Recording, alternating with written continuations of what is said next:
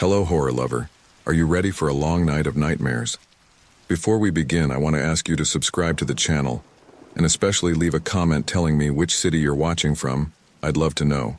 Click the like button, all of this because, as I worked frantically to repair the damage, the roof access door burst open. Sarah stepped out and I had to stifle a cry of shock. Her transformation was nearly complete. From the waist down, her body had become a swirling mass of cloud. Her eyes glowed with otherworldly light, and when she spoke, her voice resonated on frequencies that made my teeth ache. "Oh, Jack," she said, a sad smile on her face. "Still fighting against the inevitable? Can't you see how beautiful this is? How perfect?" I shook my head, not trusting myself to speak. My fingers flew over the device, reconnecting wires, aligning crystals. It had to work. It had to. Sarah glided closer, her cloudy lower half undulating in the wind. "We're becoming something greater, Jack. Something beyond the limitations of our pitiful human forms. The Watchers are offering us ascension, and you want to throw it away?" "This isn't ascension," I managed to croak out. "It's invasion, destruction. Look around you, Sarah. The world is literally coming apart." She laughed, a sound like breaking glass and distant thunder. "The old world must die for the new one to be born. Surely you can feel it, Jack. The power, the potential. We could be gods." The device hummed to life, crystals beginning to pulse with an inner light. Hope surged within me. "We're not meant to be gods, Sarah. We're human. And I'm going to make sure we stay that way." Sarah's face contorted with rage. "No!" she screamed, lunging forward. I reached for the activation switch, but Sarah was faster. She tackled me, her partially ethereal form surprisingly solid. We tumbled across the roof, grappling for control. "I won't let you ruin everything," Sarah snarled, her fingers now tipped with wispy claws raking across my face. I fought back, struggling to break free to reach the device. But Sarah was stronger now, empowered by whatever alien force was remaking her. We rolled, locked in desperate combat, inching closer to the edge of the roof. The sky above us roiled and churned. The faces of the Watchers were so close now that they blotted out everything else. Their vast eyes focused on our struggle, alien interest apparent in their unfathomable gazes. "Sarah, please," I gasped, trying one last time to reach her. "This isn't you. Fight it." For a moment, just a moment, I thought I saw a flicker of recognition in her eyes. But then it was gone, replaced by cold, inhuman determination. We teetered on the edge of the roof, the city a dizzying drop below. The device lay just out of reach, its hum growing louder, more insistent. "If I can't have you," Sarah hissed, her voice barely recognizable, "then neither will this world." With a final mighty heave, she pushed us both over the edge. As we fell, the wind howling around us, I saw the device pulse with brilliant light. Had it activated? Would it be enough? The ground rushed up to meet us, the chaos of the disintegrating city growing larger by the second. Sarah's grip on me never loosened, her partially cloudy form billowing around us as we plummeted. In those last moments, as the boundary between our world and the realm of the Watchers grew thinner than ever, I closed my eyes. I thought of all the people I'd met on this insane journey, of the world as it had been before the sky began to change, and I hoped, with every fiber of my being, that somehow, some way, it wasn't too late to save it all. The last thing I heard before impact was Sarah's voice, suddenly clear and human once more, whispering, "I'm sorry." The world stretched and warped around us as we fell from the towering skyscraper. The wind should have been howling in my ears, but instead, an eerie silence enveloped us. Time itself seemed to slow, each second stretching into an eternity. I looked up, or was it down? Direction had lost all meaning, and saw the vast faces of the Watchers looming impossibly close. Their features, once indistinct and cloud-like, now possessed an alien clarity that hurt to comprehend. Eyes larger than oceans regarded our descent with unfathomable interest. "Jack," Sarah's voice came, no longer distorted by otherworldly forces. I turned to her, expecting to see the half-human, half-cloud form that had tackled me off the building. But Sarah was dissolving. Her body billowed like smoke, particles of her very being drifting away into the turbulent air. "Sarah!" I cried out, reaching for her. But my hand passed through where her arm should have been, grasping nothing but wisps of cloud. Her eyes, still recognizably human, locked onto mine. "I remember now," she said, her voice fading like a distant echo. "I remember everything. Jack, I'm so sorry. I didn't understand."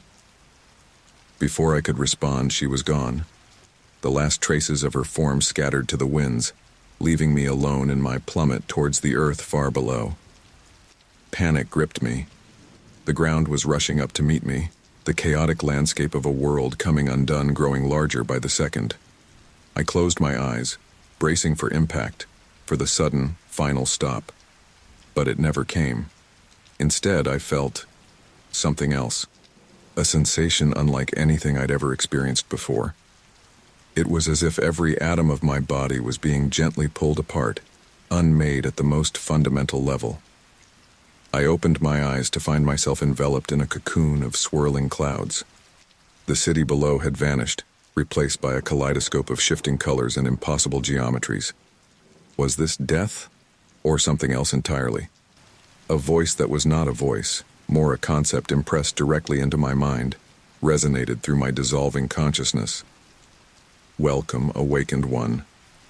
You stand at the threshold." I tried to speak, but realized I no longer had a mouth, no lungs to draw breath. Yet somehow, my thoughts projected outward. "What's happening to me? Where am I?" The not voice answered, its tone neither kind nor cruel, simply vast. "You are everywhere and everywhen. You are becoming." Suddenly, my perception exploded outward. I was no longer a single point of awareness, but countless points spread across dimensions, realities. The concepts fell woefully short of describing what I was experiencing. I saw myself, but not just one self. Infinite versions of Jack Walker, spread across countless timelines and alternate realities. In one, I was a celebrated physicist, unlocking the secrets of the universe. In another, a humble farmer, tending crops beneath an alien sun. I saw versions where I had never left my hometown, versions where I had become a world leader, versions where I had died in childhood, and I saw beyond even that. I witnessed the birth and death of galaxies, the intricate dance of subatomic particles, the slow thought processes of gestalt entities that spanned entire solar systems, all of existence laid bare before my expanding consciousness. "This is the truth of reality," the voice of the Watchers intoned. "All possibilities, all timelines, all dimensions intertwined. And you, awakened one, are the nexus." I struggled to hold on to my sense of self, my human identity slipping away like sand through an hourglass.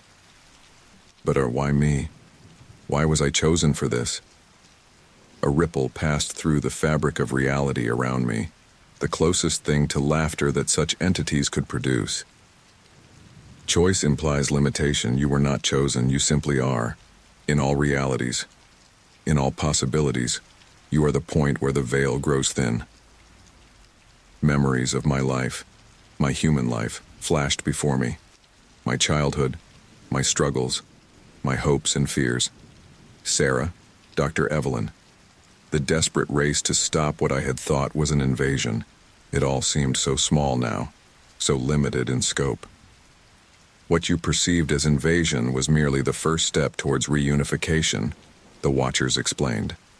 The separation of dimensions is an illusion, a temporary state. All must eventually return to the whole.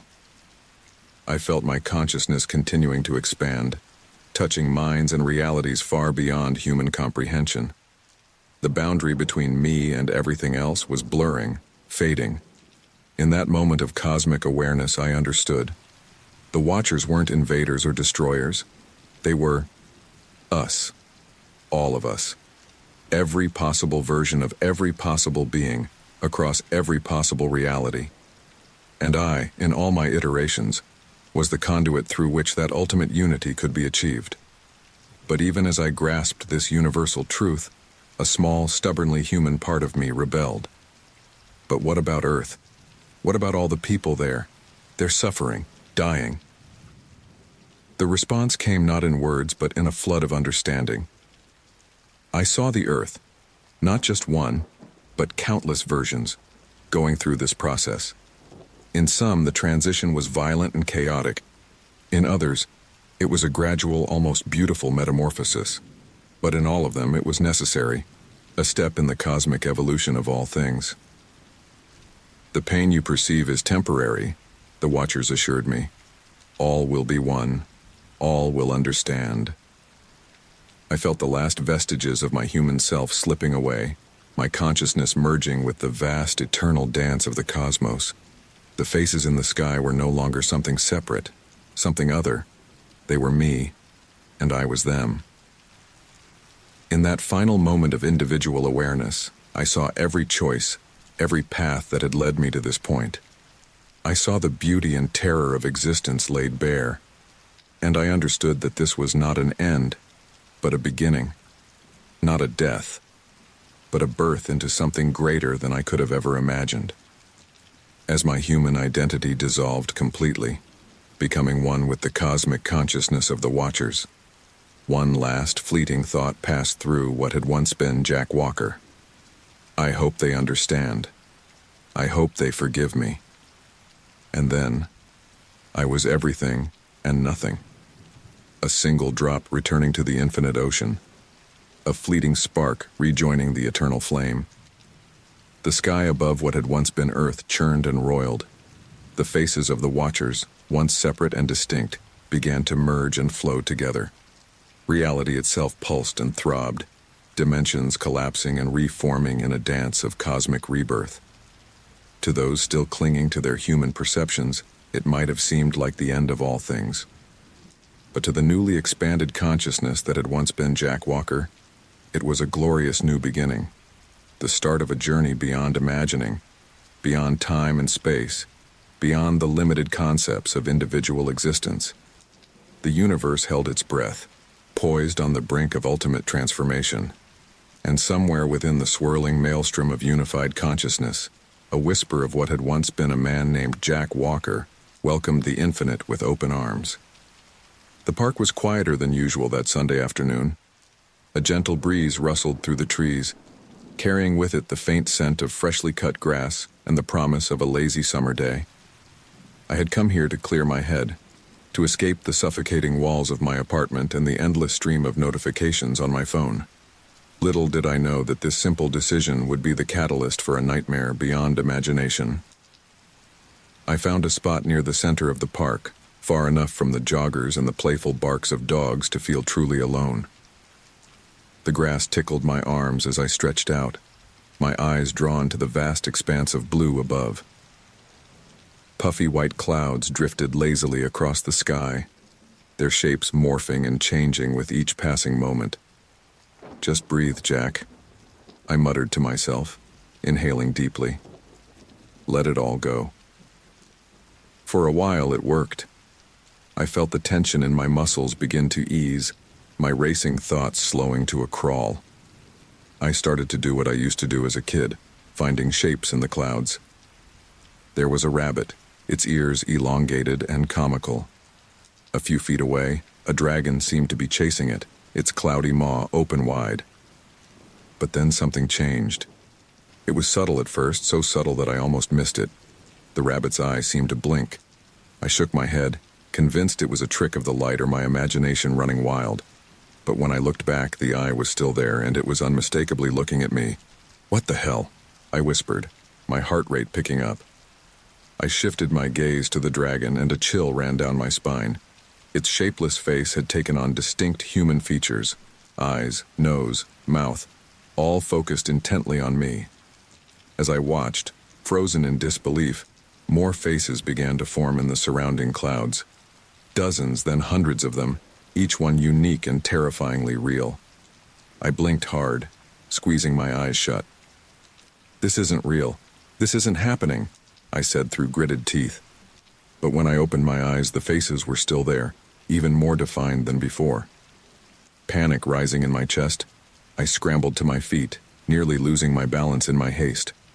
The faces in the clouds tracked my movement, their expressions shifting from neutral to something more hungry. I spun in a circle, my breath coming in short gasps as I realized I was surrounded on all sides by these impossible, watchful eyes. "Hey, mister, are you okay?" a small voice asked. I whirled around to see a young girl, no more than 7 or 8, looking up at me with concern. Her mother stood a few feet away, eyeing me warily. The clouds," I stammered, pointing upwards. "Can't you see them? The faces?" The girl and her mother both looked up, then back at me with matching expressions of confusion. "I think you've been out in the sun too long," the mother said, gently pulling her daughter away. "Come on, sweetie, let's go." As they hurried off, I heard the girl ask, "Mommy, why was that man acting crazy?" I wanted to scream, to grab them and make them understand what I was seeing. But a larger part of me was relieved that they couldn't see it. Because if they could, it would mean that this was real. And I wasn't ready to accept that possibility. My feet began to move of their own accord, first at a brisk walk, then breaking into a run. I fled across the park, the weight of 1,000 cloudy gazes pressing down on me. Joggers and picnickers turned to stare as I passed, no doubt wondering what had spooked me. If only they knew. As I neared the park's exit, I risked one more glance at the sky. The faces had multiplied, filling every inch of visible space above. And they were changing, their expressions morphing from curiosity to something darker, more malevolent. I saw sneers, leers, and looks of such profound hunger that it made my blood run cold.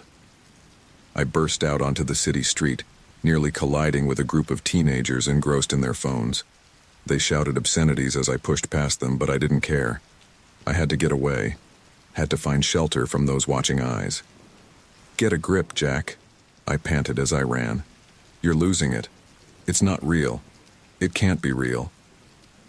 But even as I said the words, I knew in my heart that something had fundamentally changed. The world I knew, the safe, predictable reality I had always taken for granted, had been torn away. And what lay behind it was something vast, ancient, and terrifyingly aware. I didn't stop running until I reached my apartment building. As I fumbled with my keys, an elderly neighbor stepped out into the hallway. "Goodness, Jack," Mrs. Pendleton said, clutching her small dog to her chest. "You look like you've seen a ghost." I forced a weak smile. "Just getting some exercise, Mrs. P. Beautiful day out there."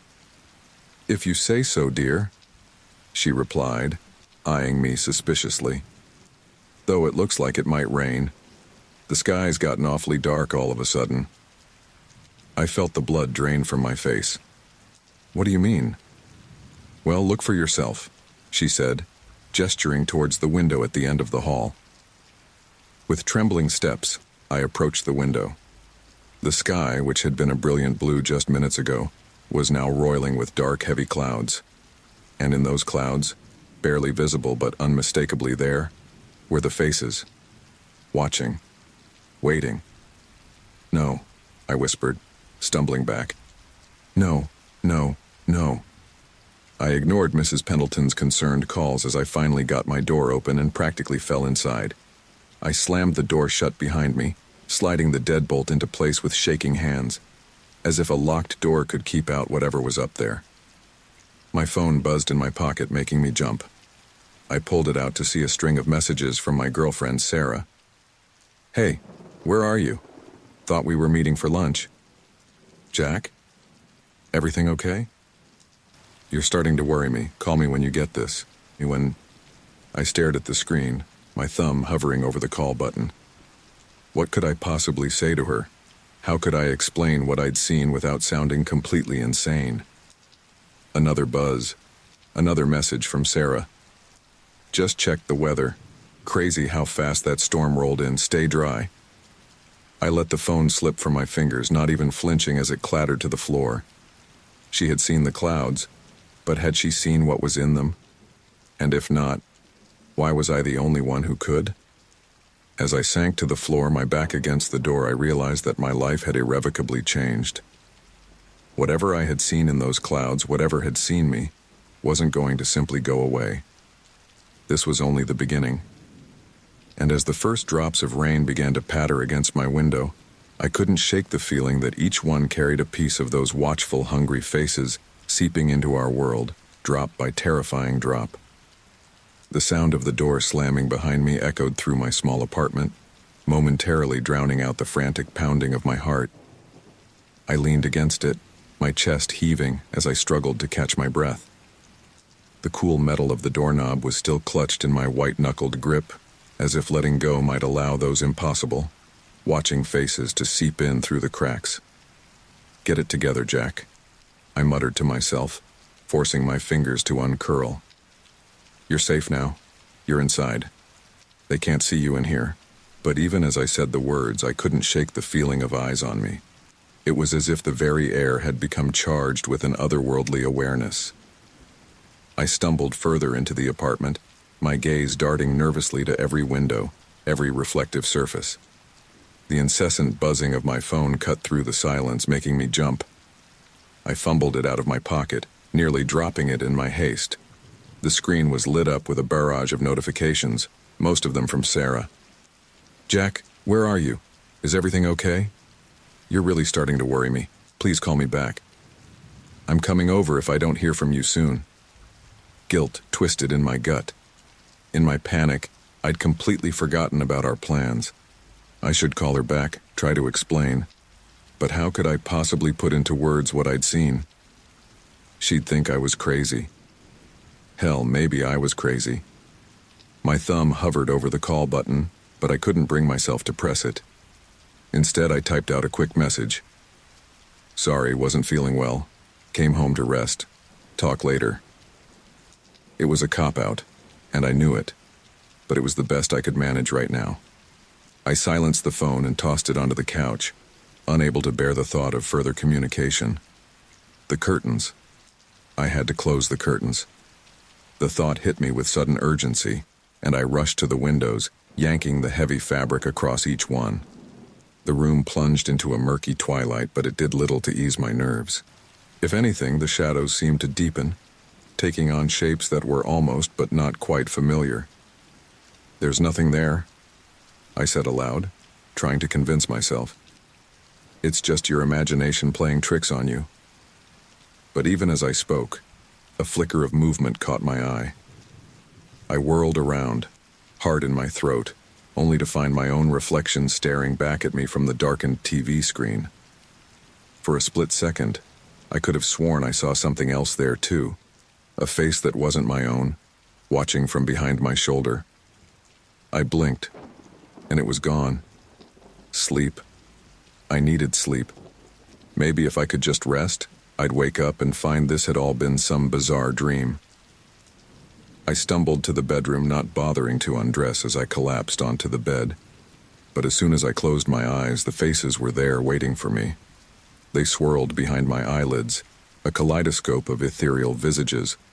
Some were benign, almost curious. Others wore expressions of such malevolence that it made my skin crawl. And all of them, every single one, was focused intently on me. I jolted upright, a cold sweat breaking out across my skin. The digital clock on my nightstand read 3:47 a.m. I'd been tossing and turning for hours, caught in a limbo between waking terror and nightmare-filled almost sleep. "This isn't happening," I groaned, pressing the heels of my hands against my eyes until I saw sparks. "This can't be happening." But every time I closed my eyes, every time I started to drift off, the faces were there, watching, waiting. For what, I couldn't begin to imagine, and that uncertainty was perhaps the most terrifying part of all. The night stretched on endlessly. I paced the apartment, checked and rechecked the locks, and jumped at every creak and groan of the building settling. By the time the first gray light of dawn began to seep through the cracks in the curtains, I was a jittery, exhausted mess.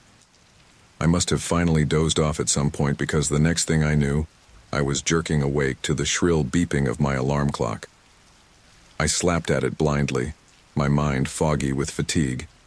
As consciousness slowly returned, so did the memories of the previous day. The park, the clouds, the faces. Just a dream, I mumbled, trying to convince myself. It was all just a messed up dream. But the lingering unease in my gut told me otherwise. I rolled over, squinting at the clock, and felt my heart drop. 9:47 a.m. The meeting. The incredibly important client meeting that I was supposed to lead at 9. "Shit!" I exclaimed, scrambling out of bed. "Shit, shit, shit!" I grabbed my phone, wincing at the flood of missed calls and increasingly frantic text messages from my boss and co-workers. This was bad. This was career-endingly bad. As I rushed to throw on somewhat presentable clothes, my phone rang again. It was Sarah. I hesitated for a moment before answering. "Jack, oh thank God." Her voice came through tinged with relief and irritation. "What the hell is going on? I've been worried sick." "I'm sorry," I said, trying to keep my voice steady. "I wasn't feeling well yesterday, and I guess I overslept. I missed a huge meeting, Sarah. I might lose my job over this." There was a pause on the other end of the line. When Sarah spoke again, her tone had softened. "Are you okay?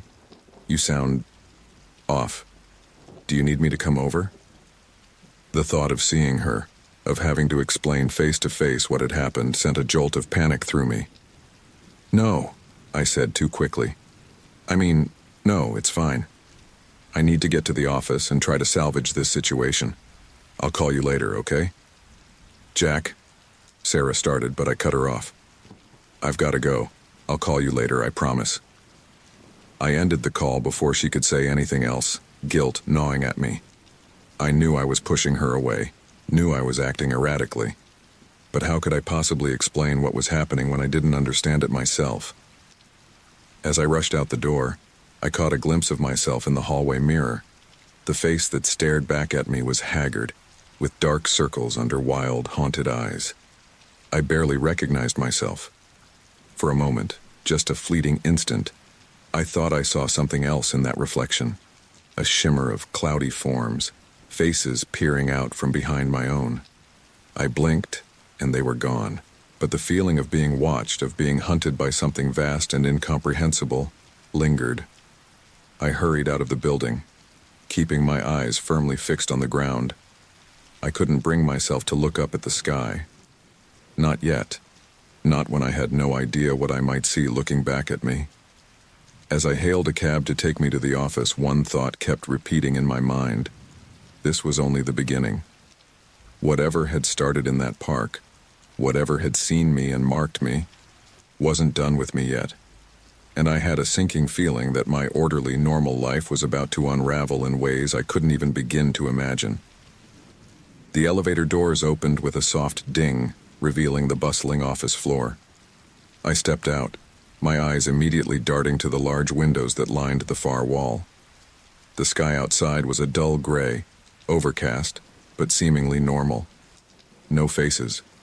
Not yet, anyway. "Jack, where the hell have you been?" I flinched at the sharp voice, turning to see my colleague Mike striding towards me. His face was a mixture of concern and annoyance. I overslept," I mumbled, knowing how pathetic it sounded. Mike's eyebrows shot up. "Overslept? Do you have any idea what kind of shitstorm you've caused?" The Hendersons were furious. It took all of Janet's charm to keep them from walking out entirely. I felt a wave of guilt wash over me. The Hendersons were our biggest potential client. Losing them would be disastrous for the company and for my career. "I'm sorry," I said, running a hand through my disheveled hair.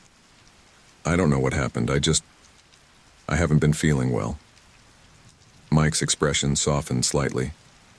"Look, man, you don't look great. Maybe you should..." But I was no longer listening. Over Mike's shoulder, through the window, I saw a cloud shift.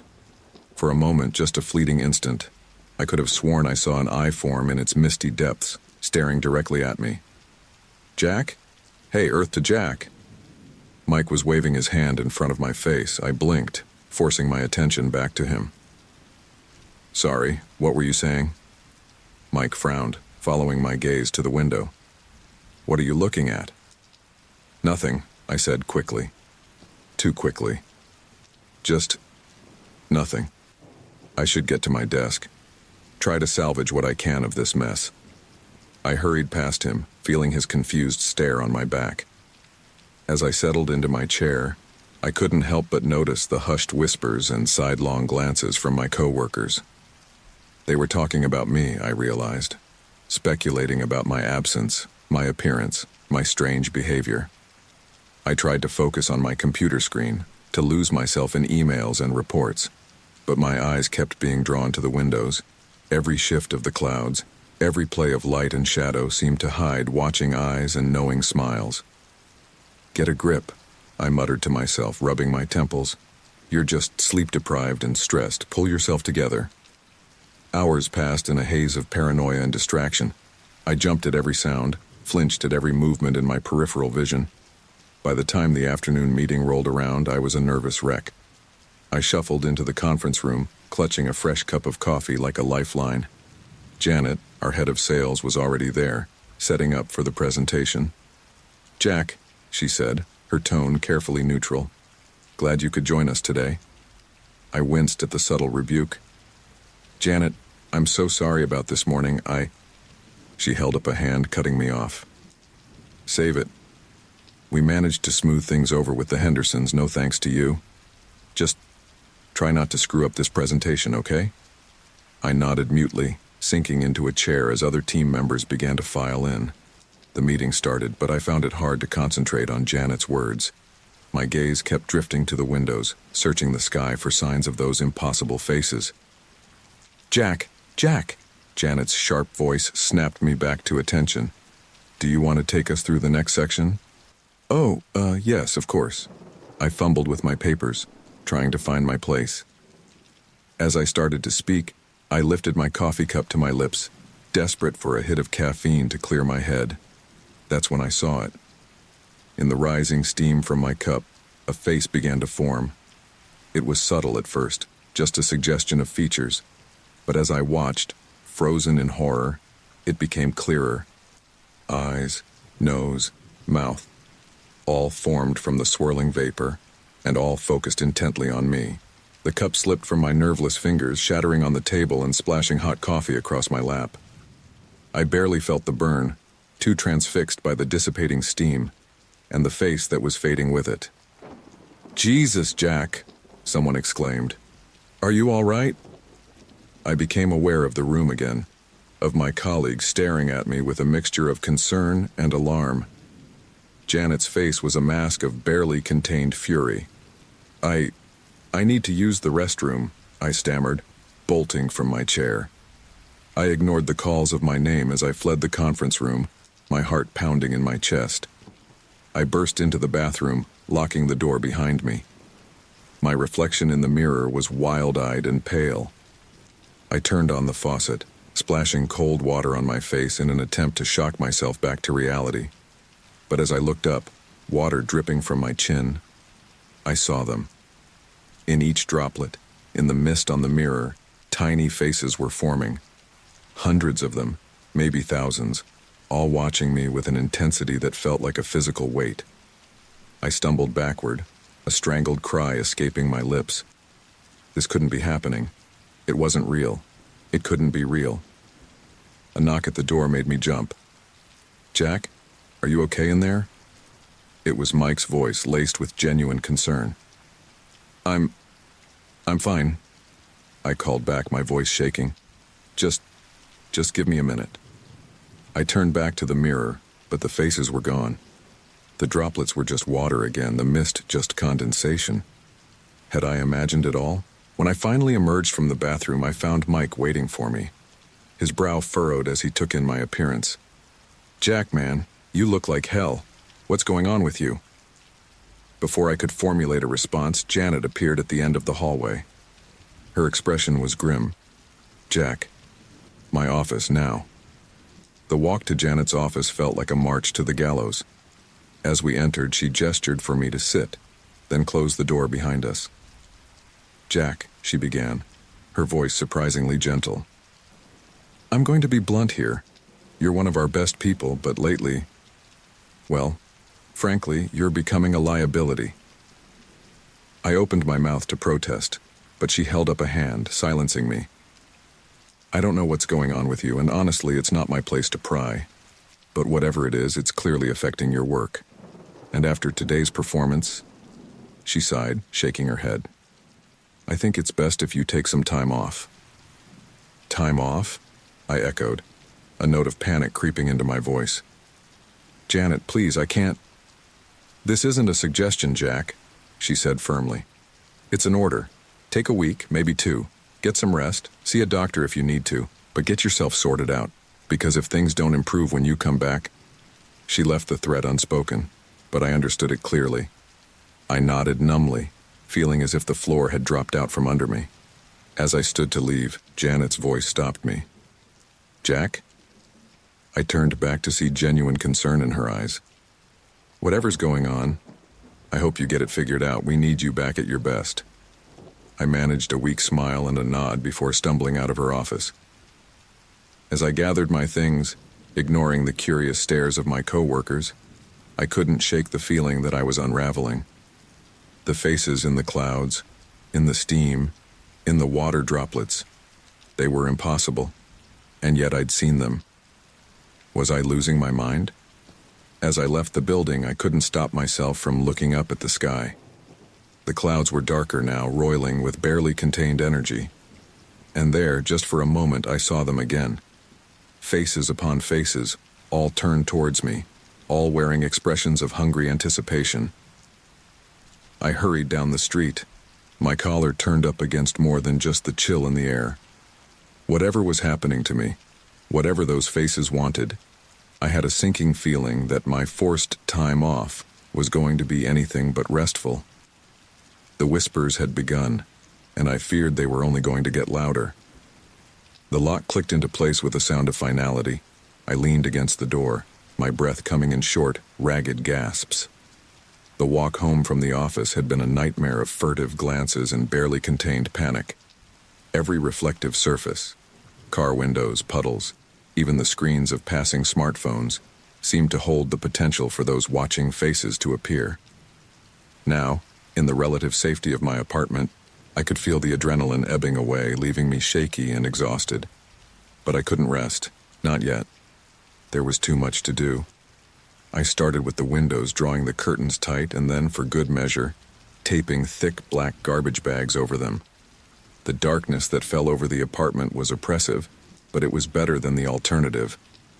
Better than those watchful eyes peering in at me. Next came the mirrors.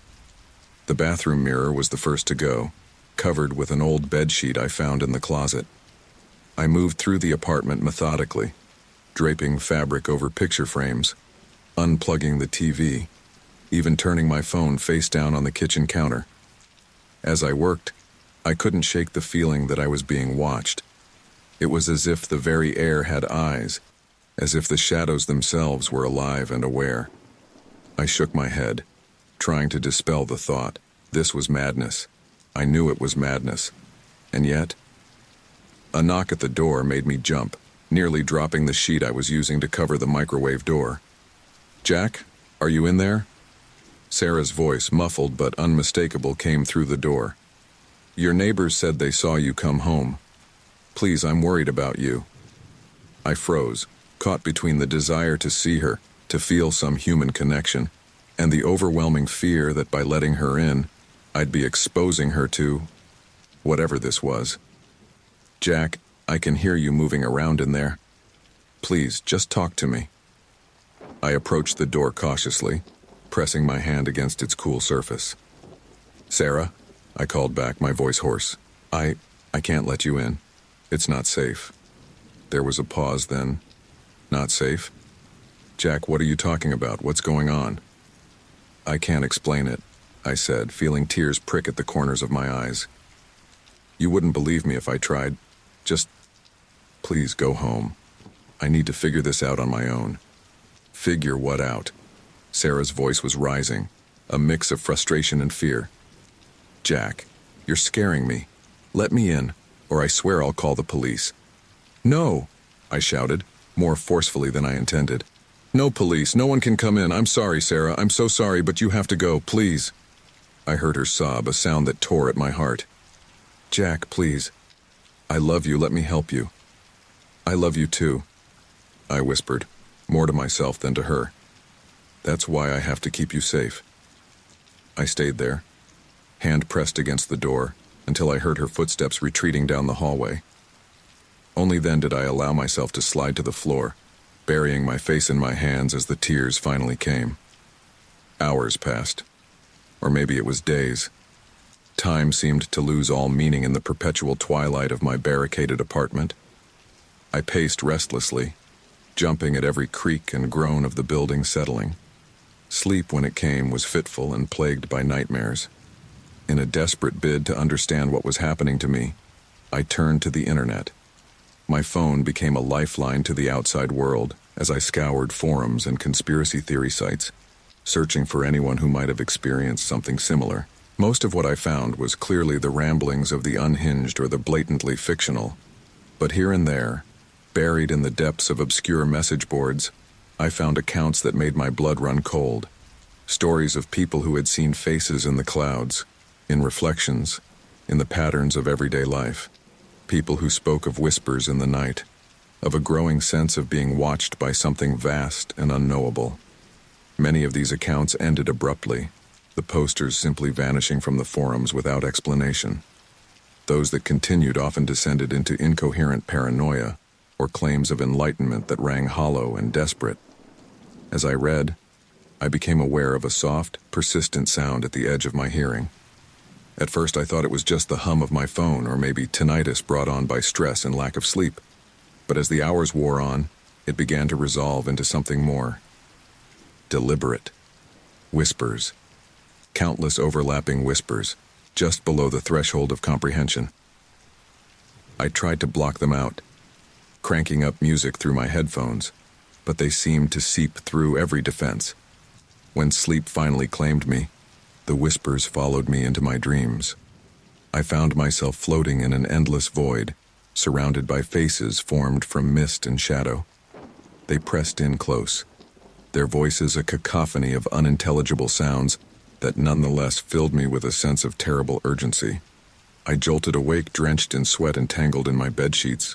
The whispers lingered for a moment before fading, leaving behind an oppressive silence. I fumbled for my phone, squinting at the too bright screen. 3:47 a.m., the same time I'd woken that first night after seeing the faces in the park. Was it significant or just a coincidence? As my eyes adjusted to the darkness, I became aware of a faint glow coming from the wall beside my bed. I turned and felt my heart stop. There, etched into the plaster as if burned by acid, were symbols. Dozens of them arranged in intricate patterns that seemed to shift and dance if I looked at them too long. They were like nothing I'd ever seen before. Not quite hieroglyphics, not quite mathematical equations, but something in between and beyond. I scrambled out of bed, my back hitting the opposite wall as I stared in horror at the impossible markings. I hadn't put them there. I couldn't have. And yet, here they were, glowing with a soft, pulsing light that seemed to come from within the wall itself. As I watched, transfixed, the whispers returned. Louder now, more insistent, and for the first time I could almost make out words. Chosen. Conduit. Awakening. Soon. No, I moaned, pressing my hands over my ears. This isn't real. This can't be real. But even as I said it, I knew it was a lie. Whatever was happening to me, whatever had marked me that day in the park, it was all too real. And it was only getting stronger. I sank to the floor, my eyes never leaving the glowing symbols on the wall. The whispers continued, a relentless tide of sound that threatened to drown out my own thoughts. As the first light of dawn began to seep around the edges of my makeshift window coverings, I came to a grim realization. I couldn't stay here. I couldn't hide from this. Whatever was coming for me, Whatever these entities or forces wanted, I had to face it. Because if I didn't, if I continued to cower in the dark, I feared I might lose what was left of my sanity. With shaking hands, I reached for my phone. There was one last desperate option. One person who might be able to help me make sense of all this. I just hoped they would believe me. As I dialed the number, the whispers grew to a fever pitch, as if trying to drown out the ringing. But I steeled myself, forcing the words out as soon as I heard the click of the line connecting. Dr. Evelyn, my name is Jack. I think I'm being haunted by faces in the clouds. Please, I need your help. The whispers fell silent, waiting. And in that moment of quiet, I realized that whatever came next would change everything. For better or for worse, my old life was over. The real journey was just beginning. The neon sign flickered erratically, casting an eerie blue glow over the rain-slicked street. Madame Zora's psychic readings, it proclaimed in gaudy cursive. I stood before the narrow storefront, my heart pounding in my chest. This was madness, I knew. But after everything I'd experienced, after the terrifying night with the glowing symbols, I was desperate for any answers I could find. I pushed open the door, a tinny bell announcing my arrival. The interior was exactly what you'd expect from a stereotypical psychic's shop. Beaded curtains, crystal balls, and the cloying scent of incense hanging heavy in the air. "Hello?" I called out, my voice sounding unnaturally loud in the quiet space. "Is anyone here?" A rustling came from behind a curtained doorway, and a moment later, a woman emerged. She was older, with wild gray hair and eyes lined with kohl. Her flowing robes sparkled with embroidered symbols that made my vision swim if I looked at them too long. "Welcome, seeker," she intoned, her voice rich and theatrical. "I am Madame Zora. How may I illuminate your path to—" She stopped abruptly as her eyes met mine. The color drained from her face, and she stumbled backward, knocking over a display of tarot cards. "You," she whispered, her eyes wide with what I could only describe as terror. "It's you, the one they spoke of." I felt a chill run down my spine. "What do you mean? Who spoke of me?" Madame Zora seemed to collect herself, drawing herself up to her full height. "Come," she said, her voice now tight with urgency. "We must speak in private." She led me through the curtained doorway into a small back room. A round table dominated the space, covered in a deep purple cloth. She gestured for me to sit, then took the seat opposite me, her hands trembling slightly as she smoothed her robes. "I have seen you in my visions," she began, her eyes never leaving my face. "For years, I have glimpsed fragments of a great change coming, but I never understood, never saw the whole picture. Until now." I leaned forward, my heart racing. "What change? What are you talking about?" "There is an ancient prophecy," Madame Zora said, her voice dropping to a near whisper. "Passed down through generations of true seers. It speaks of a time when the veil between worlds would thin, when entities from beyond our reality would seek a way in." I felt the blood drain from my face. The faces in the clouds, the whispers in the night. Could it be real? "The prophecy speaks of a conduit," she continued. "A chosen one who would bridge the gap between worlds. And you, my dear, bear all the signs. You have been marked by them, haven't you?" I nodded numbly, unable to find my voice. "You have seen them," Madame Zora pressed. "The watchers in the sky. You have heard their whispers, felt their gaze upon you." "Yes," I croaked. "But why me? I'm nobody special. I'm just me." Madame Zora reached across the table, grasping my hands in hers. Her skin was cool and dry, like old parchment. "The choosing is not ours to understand. But make no mistake, you have been chosen for a great purpose. You are to be the vessel through which—" She cut off abruptly, her whole body going rigid. Her eyes rolled back in her head, showing only the whites. And when she spoke again, her voice had changed. It was deeper, resonant, and seemed to come from everywhere at once. "The time is upon us," she intoned, the words echoing in the small room. "The veil thins, the watchers descend, the conduit must open the way." I tried to pull my hands away, but her grip was like iron. The air in the room seemed to thicken, pressing in on me from all sides. "Hear us, chosen one," the voice continued, Madame Zora's mouth moving in ways that seemed impossible. "Embrace your destiny. Become the bridge between worlds." The room began to shake. At first I thought it was just my own trembling, but then I saw objects starting to rattle on the shelves. A crystal ball rolled off its stand, shattering on the floor. Books flew from their shelves as if thrown by invisible hands. "I don't understand," I shouted over the growing cacophony. "What do you want from me?" But Madame Zora, or whatever was speaking through her, gave no answer. Instead, her mouth opened impossibly wide, and a sound emerged that I can only describe as the auditory equivalent of tearing reality. It was a scream, a roar, and a cosmic hum all at once, and it filled my head until I thought my skull would split. I wrenched my hands free and stumbled to my feet, knocking over my chair in the process. The shaking had intensified, and I could hear the building groaning around us. Cracks were spreading across the ceiling, raining plaster dust down on us.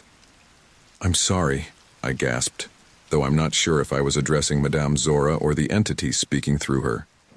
I can't do this."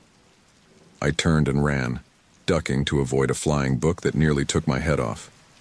I burst through the curtain and into the front room, which was in similar chaos. The neon sign had come loose from the window and was sparking dangerously on the floor. I didn't stop to look back, didn't pause to see if Madame Zora was okay. I just ran, yanking open the door and stumbling out into the rain-soaked night. The street was deserted, the usual bustle of the city oddly absent.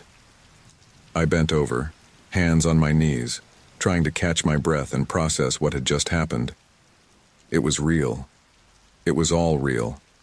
The faces, the whispers, the prophecy, somehow, impossibly, it was all true. "Welcome, awakened one." The voice, calm and reverent, made me snap upright. There, emerging from the shadows of a nearby alley, were 5 figures in hooded robes. They moved with an eerie grace, spreading out to form a semicircle around me. Who are you?" I managed to ask, my voice shaking. The central figure stepped forward, lowering his hood to reveal a face that was both young and impossibly ancient. "We are the Watchers of the Veil," he said. "We have awaited your awakening for centuries." As one, the robed figures sank to their knees, bowing their heads before me. "The prophecy is fulfilled," the leader intoned. "The awakened one has come." I backed away, my mind reeling. This couldn't be happening. It had to be a dream, a hallucination, anything but reality. And yet, as I looked at the kneeling figures, as I felt the weight of their expectations pressing down on me, I knew that this was all too real. "No," I whispered, shaking my head. "No, you've got the wrong person. I can't be what you think I am." The leader raised his head, his eyes locking onto mine with an intensity that made me shiver. "You bear the mark of the Watchers," he said. "You have seen beyond the veil. There is no mistaking who you are, awakened one." "Stop calling me that," I shouted, my fear turning to anger. "My name is Jack. I'm nobody. I can't be your chosen one or your conduit or whatever you think I am." The robed figures remained unmoved by my outburst. The leader slowly rose to his feet, extending a hand towards me. "Come with us, awakened one," he said. "We will show you the truth of your destiny. We will prepare you for what is to come." I stared at his outstretched hand, feeling the weight of choice pressing down on me. I could go with them, learn more about this supposed prophecy, this destiny they claimed was mine. Or I could run, try to escape whatever madness had engulfed my life. In that moment, standing in the rain with robed cultists kneeling before me and the echoes of cosmic whispers still ringing in my ears, I made my choice. And as I did, I felt something shift. both within me and in the world around me. Whatever came next, there would be no going back. The journey to the compound was a blur of winding roads and dense forest. I sat in the back of a nondescript van, surrounded by the silent, robed figures. My mind raced, trying to make sense of everything that had happened. Part of me still clung to the hope that this was all some elaborate hoax or a vivid nightmare. But deep down, I knew the truth. There was no going back now. As the van came to a stop, the leader, who had introduced himself simply as Elias, turned to me. "We have arrived, Awakened One. Are you ready to embrace your destiny?" I swallowed hard, my mouth dry. I don't know, but I'm ready to understand." Elias nodded solemnly. "Understanding is the first step on the path to enlightenment. Come." We stepped out of the van into a moonlit clearing. Before us stood a sprawling compound, its architecture a strange blend of ancient stone structures and sleek modern additions. At its center rose a towering observatory, its dome gleaming in the starlight. As we approached, I saw more robed figures emerging from various buildings, all turning to stare at me with a mixture of awe and reverence. I felt exposed, vulnerable under their collective gaze. "Welcome," Elias announced, his voice carrying across the compound, "to the sanctuary of the Cult of the Sky." The name sent a shiver down my spine. "The Cult of the Sky?" I echoed. Elias nodded, a hint of pride in his voice. "For centuries, we have watched the heavens, interpreting the signs, preparing for this moment. For your arrival, Awakened One." He led me into the largest building, its cavernous interior lit by flickering torches and strange, pulsing crystals. The walls were covered in intricate murals depicting swirling clouds and cosmic vistas. And there, rendered in exquisite detail, were the faces. The very same faces that had been haunting me for days. "You've seen them," I breathed, reaching out to touch the painted surface. "The Watchers," Elias confirmed. "The entities that exist beyond the veil of our reality. They have chosen you as their conduit, the bridge between worlds." Another robed figure approached, carrying an ancient leather-bound tome. Elias took it reverently, opening it to a marked page. "This text," he explained, "contains prophecies passed down through generations. It speaks of a time when the boundaries between realities would weaken, allowing the Watchers to make contact." I leaned in, my eyes widening as I saw illustrations that could have been pulled directly from my nightmares.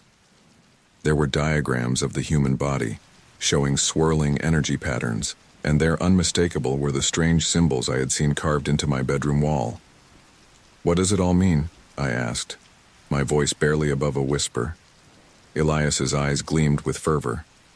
"It means, Awakened One, that you are the key to a global transformation. Through you, the wisdom of the Watchers will flow into our world, ushering in a new age of enlightenment and cosmic awareness." The weight of his words settled over me like a physical presence. "But why me? I'm nobody special.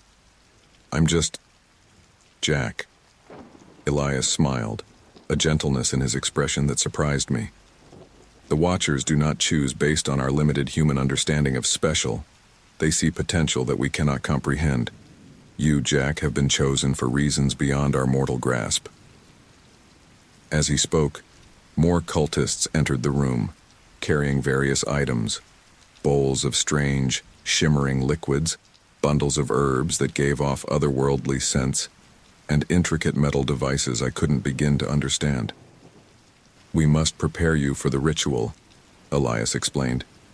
"It will open your mind fully to the Watchers, allowing you to channel their presence more completely." A flicker of fear ignited in my chest. Is it safe?" Elias hesitated for a moment before answering. "There is always risk in touching the divine, Awakened One, but we have prepared for this moment for generations. We will guide you through the process."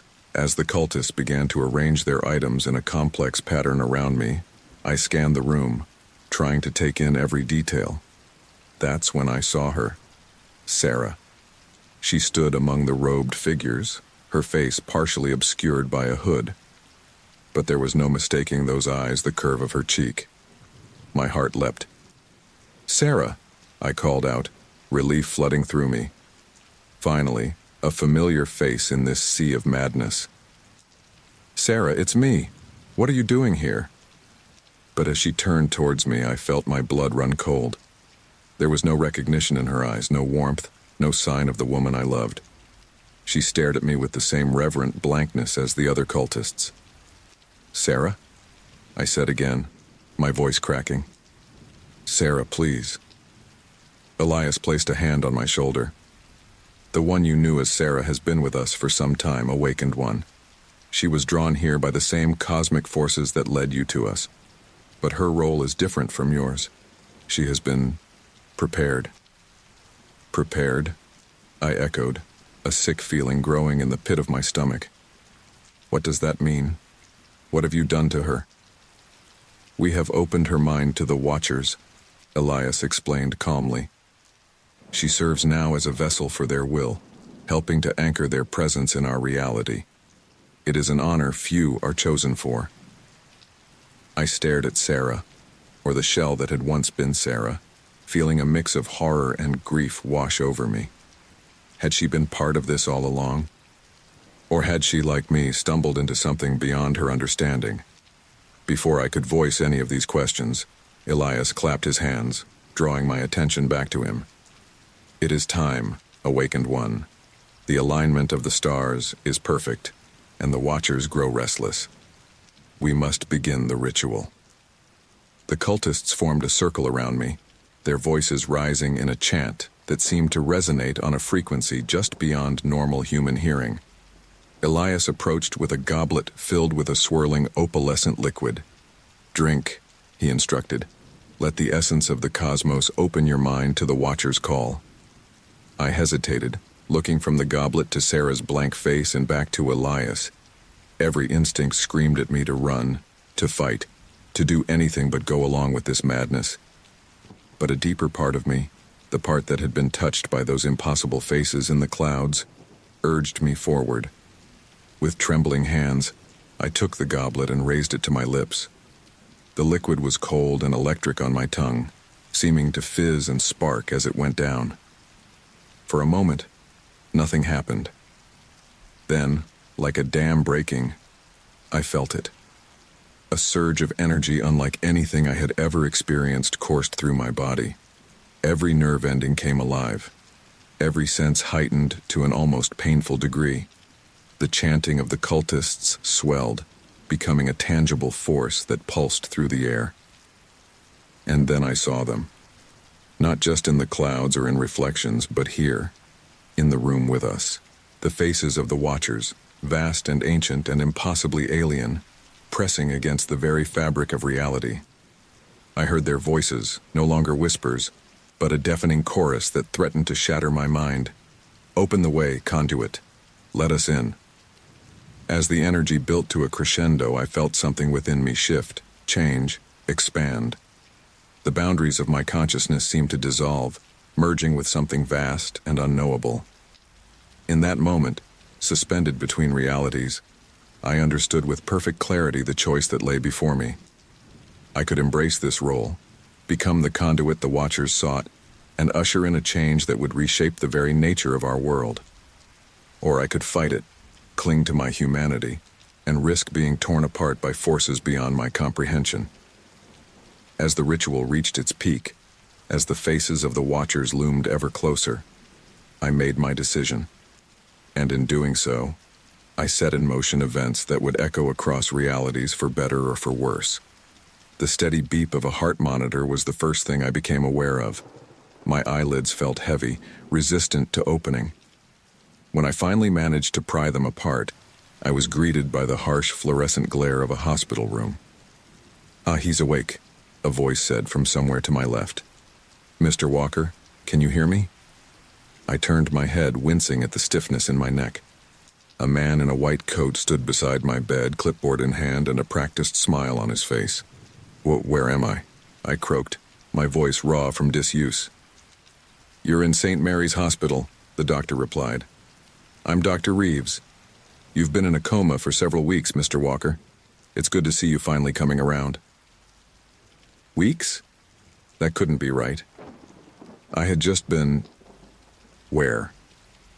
Memories swirled in my mind, fragmented and disjointed, faces in the clouds, a psychic's terrified eyes, robed figures bowing before me, Sarah's blank stare. "No," I mumbled, trying to sit up. "No, that's not possible. I was just..." Dr. Reeves placed a gentle but firm hand on my shoulder, easing me back down. "It's all right, Mr. Walker. Confusion is normal after what you've been through. You were brought in nearly a month ago, suffering from severe dehydration and what appeared to be some kind of psychotic break. We've had you sedated while your body recovered."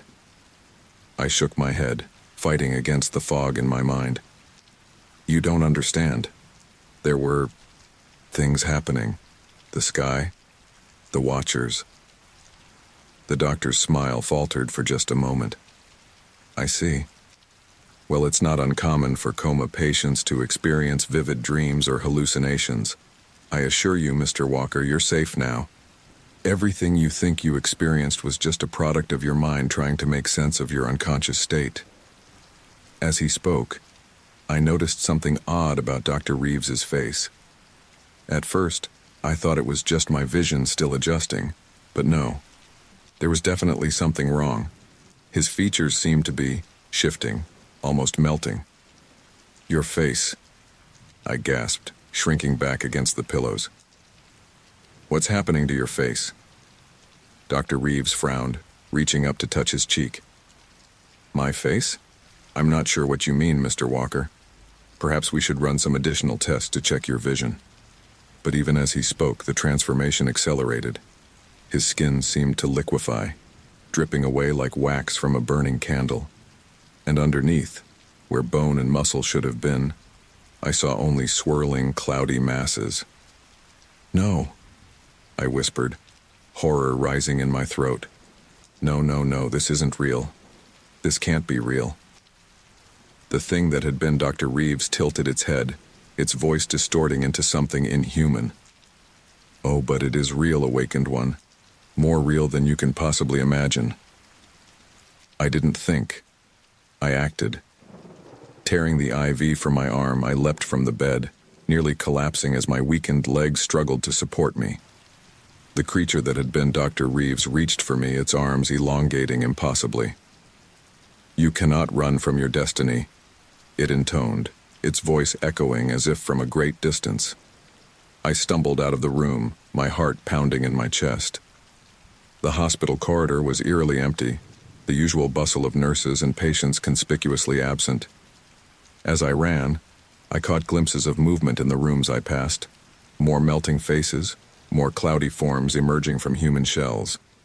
I burst through the emergency exit, setting off alarms that seemed muffled and far away. The parking lot was chaos. Cars were abandoned haphazardly, some still running, others smashed into each other or overturned, and everywhere people were screaming. It took me a moment to realize they weren't screaming at the chaos on the ground. They were screaming at the sky. I looked up and felt my knees go weak. The faces were there, vast and undeniable. No longer confined to subtle patterns in the clouds, they now dominated the heavens. Enormous eyes peered down at the city, their gaze almost tangible in its intensity.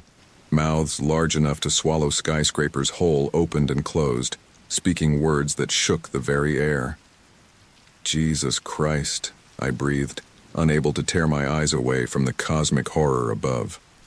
All around me, people were reacting with varying degrees of panic and awe.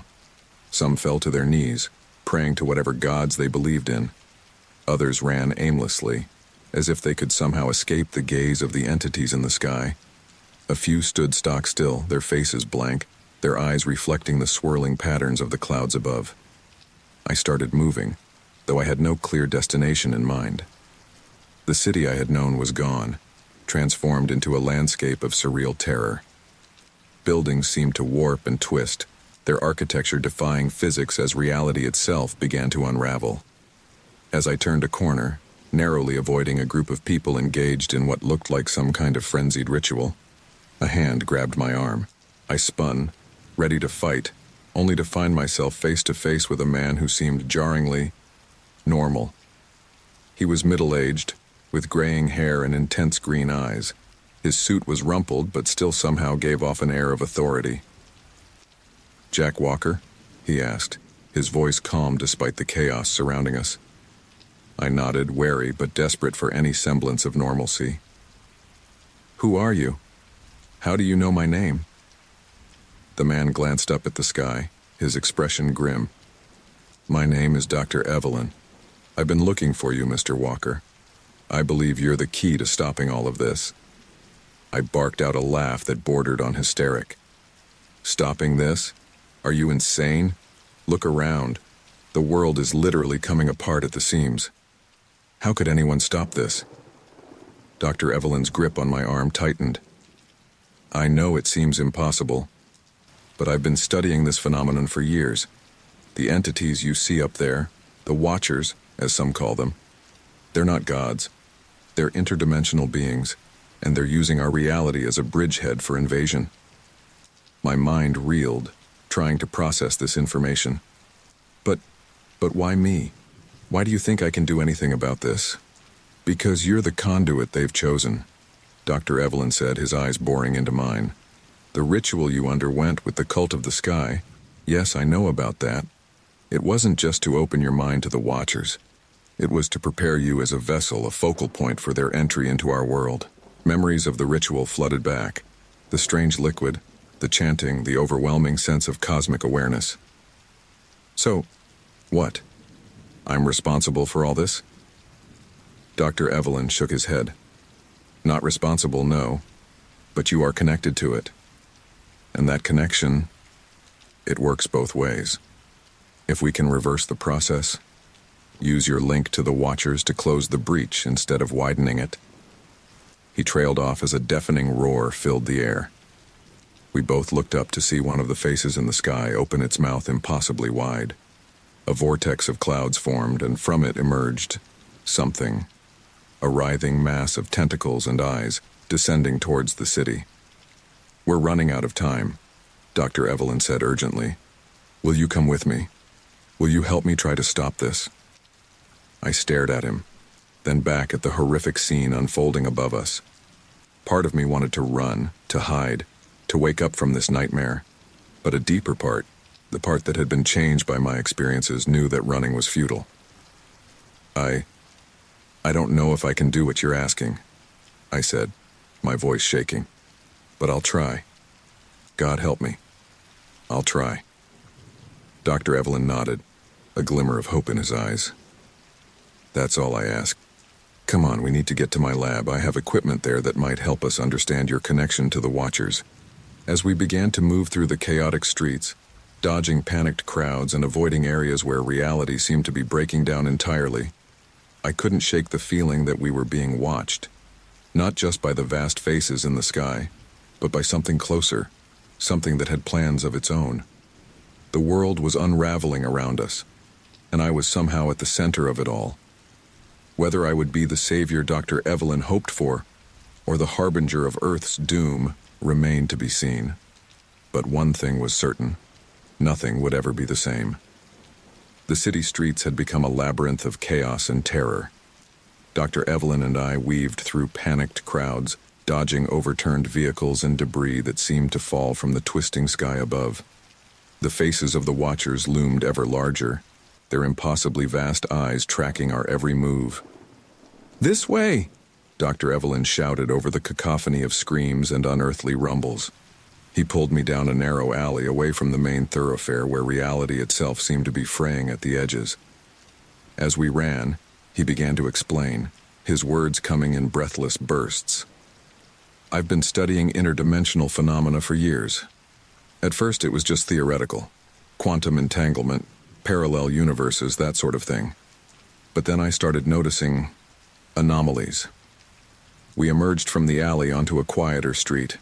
The buildings here seemed more stable, though the air shimmered with an unnatural haze. "Doctor," Evelyn pointed to a nondescript office building ahead. "My lab," he panted. "We should be safe there, at least for a while." As we approached the entrance, A sudden gust of wind nearly knocked us off our feet. But this was no ordinary wind. It was laced with whispers, fragments of alien thoughts that clawed at the edges of my consciousness. What was that? I gasped, steadying myself against the building's wall. Dr. Evelyn's face was grim. Atmospheric disturbance. The barrier between our dimension and theirs is weakening. We're running out of time. We hurried inside, taking the stairs 2 at a time to the 5th floor. Dr. Evelyn's lab was a cluttered space filled with whiteboards covered in complex equations and strange humming machines. As he locked the door behind us, I turned to him. "All right, Dr. Evelyn. You said you know what those things are. Start talking." He nodded, moving to a large monitor displaying a swirling vortex of data. The entities we're seeing, the faces in the sky, the beings emerging from the portals, they're not gods or aliens in the traditional sense. They're interdimensional beings, existing in a reality adjacent to our own. "But why are they here?" I asked, my mind reeling. "What do they want?" Dr. Evelyn's expression darkened. "To put it simply, they're feeding off our reality. Our dimension is, well, think of it as a rich energy source for them. They've been trying to breach the barrier between our worlds for eons, but it's only now, with the right conditions and the right conduit," he glanced meaningfully at me, "that they've managed to break through." I felt a chill run down my spine. "And I'm the conduit, because of the ritual with the cult of the sky." "Precisely," Dr. Evelyn confirmed. "The cult, whether they fully understood it or not, was preparing you as a focal point, a bridge between dimensions. But that connection, that bridge, it can work both ways." He moved to a large device in the center of the room, a tangle of wires and pulsing crystals surrounding a central platform. "This is what we've been working on, a way to seal the breach to sever the connection between our world and theirs. But to do it, we need you, Jack. Your unique link to the Watchers could be the key to shutting them out for good." As Dr. Evelyn began preparing the device, explaining the process in a flurry of technical terms I could barely follow, a commotion from outside caught our attention. Shouts and the sound of running feet echoed from the hallway. "No," Dr. Evelyn whispered, his face paling. "They've found us." Before I could ask who they were, the door burst open. Robed figures poured into the lab, their faces hidden beneath deep hoods, and leading them, "Sarah," I breathed, my heart clenching. But it wasn't really Sarah, not anymore. Her eyes glowed with an otherworldly light, and her movements were fluid, almost inhuman. When she spoke, her voice resonated with a power that made the air vibrate. "The awakened one," she intoned, her gaze fixed on me. "You must fulfill your destiny. The way must be opened fully." Dr. Evelyn stepped in front of me, his voice steady despite the fear evident in his eyes. "You don't understand what you're doing. If the breach isn't closed, there won't be a world left for anyone to rule or transform. You'll be destroying everything." Sarah, or the thing wearing Sarah's face, tilted her head, a cruel smile playing on her lips. "Destruction and creation are one and the same in the eyes of the Watchers. What you call an end we see as a glorious new beginning." The cultists surged forward. Dr. Evelyn and I found ourselves backed against the device, desperately trying to keep them at bay. In the struggle, someone, I couldn't see who, knocked against the central console. Sparks flew and a high-pitched whine filled the air. "No!" Dr. Evelyn cried out. "The containment field is destabilizing." The air in the center of the platform began to ripple and tear, a swirling vortex of energy forming. It pulsed with otherworldly colors, growing larger by the second.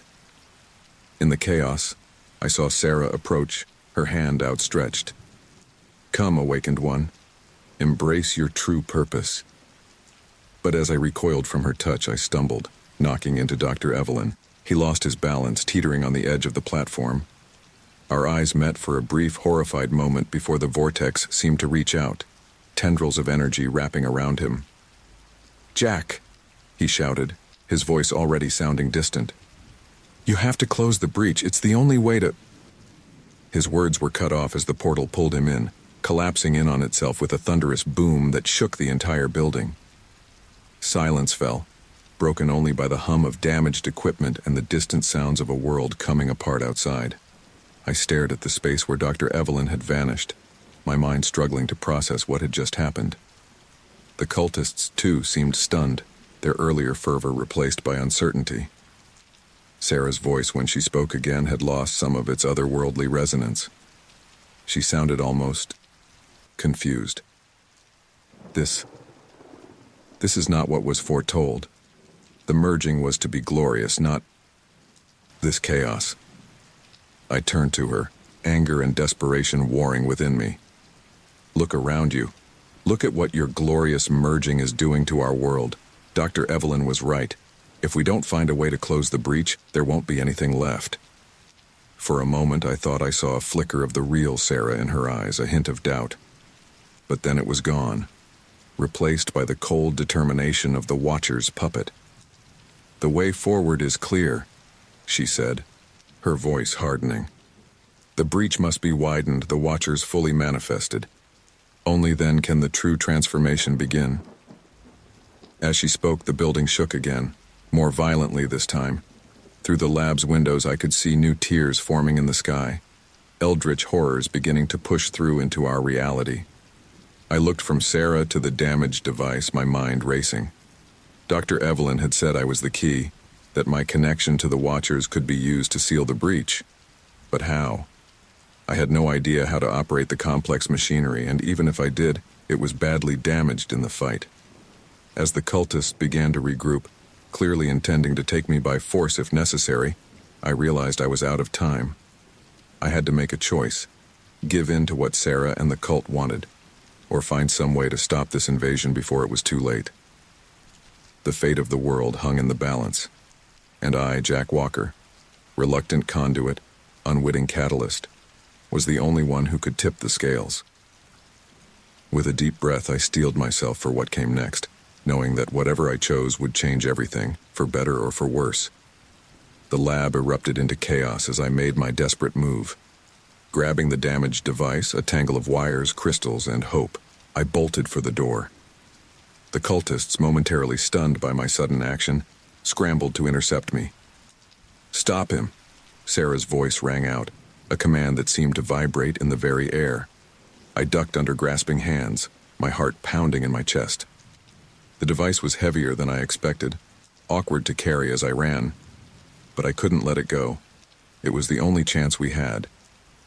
Bursting into the hallway, I could hear the cultists right behind me.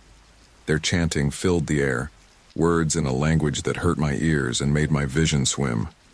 I shook my head, fighting to stay focused. The elevator was out of the question. Too slow, too easy to trap. I hit the stairwell at full speed, taking the steps two at a time. The device clanged against the railing, sparks flying from exposed wires. I prayed it would still work if I got the chance to use it. "Jack!" Sarah's voice echoed in the stairwell. "You can't run from this. The ascension is coming whether you embrace it or not." I didn't waste breath responding. Every step was a battle now, my legs burning, lungs screaming for air. But I couldn't stop. The fate of the world literally rested in my arms. Bursting out onto the street, I was hit by a wave of cold, alien air. The sky had darkened, but not with natural night. The faces of the Watchers loomed larger than ever, their cloudy forms beginning to take on more solid shape. Tendrils of mist reached down, probing the city like curious fingers. People ran screaming through the streets. Cars lay abandoned, some still running, others crumpled like discarded toys. And everywhere, reality itself seemed to be coming apart at the seams. Buildings warped and twisted, their architecture defying physics. Patches of sidewalk rippled like water, while others crumbled into swirling vortexes of color and light. I ran, my mind racing faster than my feet. Where could I go? How could I possibly hope to activate the device and close the breach? Dr. Evelyn had said I was the key, but he hadn't had time to explain how. A memory flashed. The cultists gathering on the roof of the tallest building in the city for their rituals. If they believed height brought them closer to the Watchers, Maybe that's where I needed to be to shut them out. Decision made, I changed course. The apex tower loomed ahead, its spire piercing the roiling sky. It was at least a mile away, through streets choked with panic and otherworldly horrors. But I had no choice. There! A cultist's shout cut through the cacophony. The awakened one flees, after him. I risked a glance back. A sea of robed figures poured from the lab building, Sarah at their head. But something was wrong. Her form seemed to flicker and shift, one moment solid, the next partially translucent. As I watched in horror, wisps of cloud began to merge with her body. Turning away, I pushed myself harder. My lungs burned, my muscles screamed in protest. The device grew heavier with each step, but I clutched it tighter. It was the world's only hope. The streets became a nightmarish obstacle course. Fissures opened in the pavement, spewing forth impossible geometries and creatures that defied description. The air itself thickened, making each breath a struggle. "Jack." Sarah's voice, now layered with inhuman tones, called out. "Why do you resist? Can't you see the beauty of what's happening?" I didn't answer. Couldn't answer. Every ounce of energy was focused on reaching the tower, on staying ahead of the cultists and the encroaching madness. Finally, mercifully, I reached the base of the apex tower. The lobby was deserted, the security gates hanging open. I stumbled inside, making for the elevators. To my surprise, they were still operational. As the doors slid closed, I caught a glimpse of Sarah and the cultists rounding the corner outside. The elevator's ascent seemed to take an eternity. I slumped against the wall, gasping for breath, the device cradled in my arms. Through the glass walls, I watched the city fall further into chaos. The watchers' faces loomed ever closer, their features becoming more defined, more terrifyingly alien. With a soft chime, the elevator reached the top floor. I staggered out, making for the maintenance access that would lead to the roof. The lock was no match for my desperation, and soon I emerged onto the tower's summit. The wind howled, thick with alien whispers and the screams of a dying reality. I set the device down, my hands shaking as I tried to remember everything Dr. Evelyn had said about its operation. Wires had come loose in the escape, crystals cracked and dim, but it had to work. It was our only chance. As I worked frantically to repair the damage, the roof access door burst open. Sarah stepped out, and I had to stifle a cry of shock. Her transformation was nearly complete. From the waist down, her body had become a swirling mass of cloud. Her eyes glowed with otherworldly light, and when she spoke, her voice resonated on frequencies that made my teeth ache. "Oh, Jack," she said, a sad smile on her face. "Still fighting against the inevitable. Can't you see how beautiful this is? How perfect?" I shook my head, not trusting myself to speak. My fingers flew over the device, reconnecting wires, aligning crystals. It had to work. It had to. Sarah glided closer, her cloudy lower half undulating in the wind. "We're becoming something greater, Jack. Something beyond the limitations of our pitiful human forms. The Watchers are offering us ascension, and you want to throw it away?" "This isn't ascension," I managed to croak out. "It's invasion. Destruction. Look around you, Sarah. The world is literally coming apart." She laughed, a sound like breaking glass and distant thunder. "The old world must die for the new one to be born. Surely you can feel it, Jack. The power, the potential. We could be gods." The device hummed to life, crystals beginning to pulse with an inner light. Hope surged within me. "We're not meant to be gods, Sarah. We're human, and I'm going to make sure we stay that way." Sarah's face contorted with rage. "No!" she screamed, lunging forward. I reached for the activation switch, but Sarah was faster. She tackled me, her partially ethereal form surprisingly solid. We tumbled across the roof, grappling for control. "I won't let you ruin everything," Sarah snarled, her fingers now tipped with wispy claws raking across my face. I fought back, struggling to break free, to reach the device. But Sarah was stronger now, empowered by whatever alien force was remaking her. We rolled, locked in desperate combat, inching closer to the edge of the roof. The sky above us roiled and churned. The faces of the watchers were so close now that they blotted out everything else. Their vast eyes focused on our struggle, alien interest apparent in their unfathomable gazes. "Sarah, please," I gasped, trying one last time to reach her. "This isn't you. Fight it." For a moment, just a moment, I thought I saw a flicker of recognition in her eyes. But then it was gone, replaced by cold, inhuman determination. We teetered on the edge of the roof, the city a dizzying drop below. The device lay just out of reach, its hum growing louder, more insistent. "If I can't have you," Sarah hissed, her voice barely recognizable, "then neither will this world."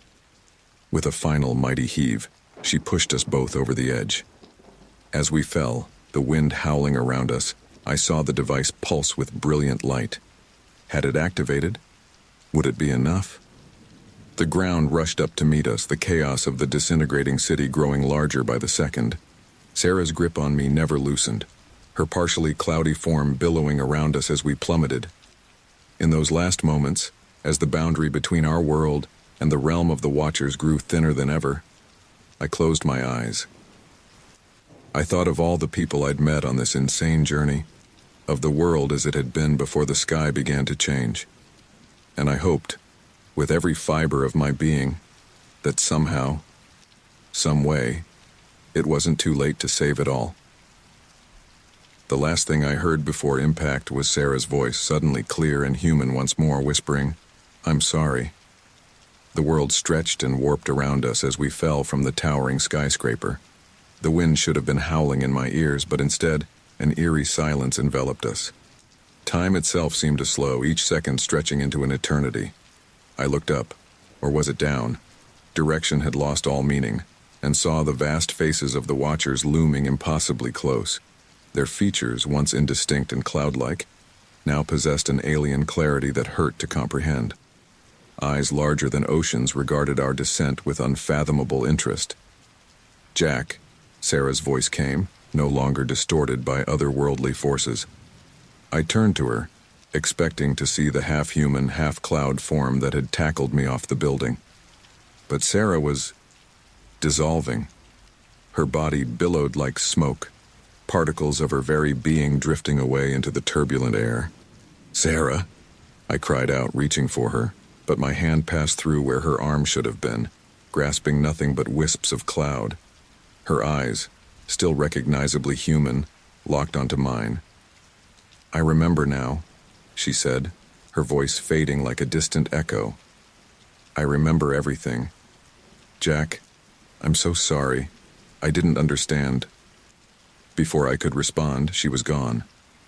The last traces of her form scattered to the winds, leaving me alone in my plummet towards the earth far below. Panic gripped me. The ground was rushing up to meet me, the chaotic landscape of a world coming undone growing larger by the second. I closed my eyes, bracing for impact, for the sudden final stop. But it never came. Instead, I felt something else. A sensation unlike anything I'd ever experienced before.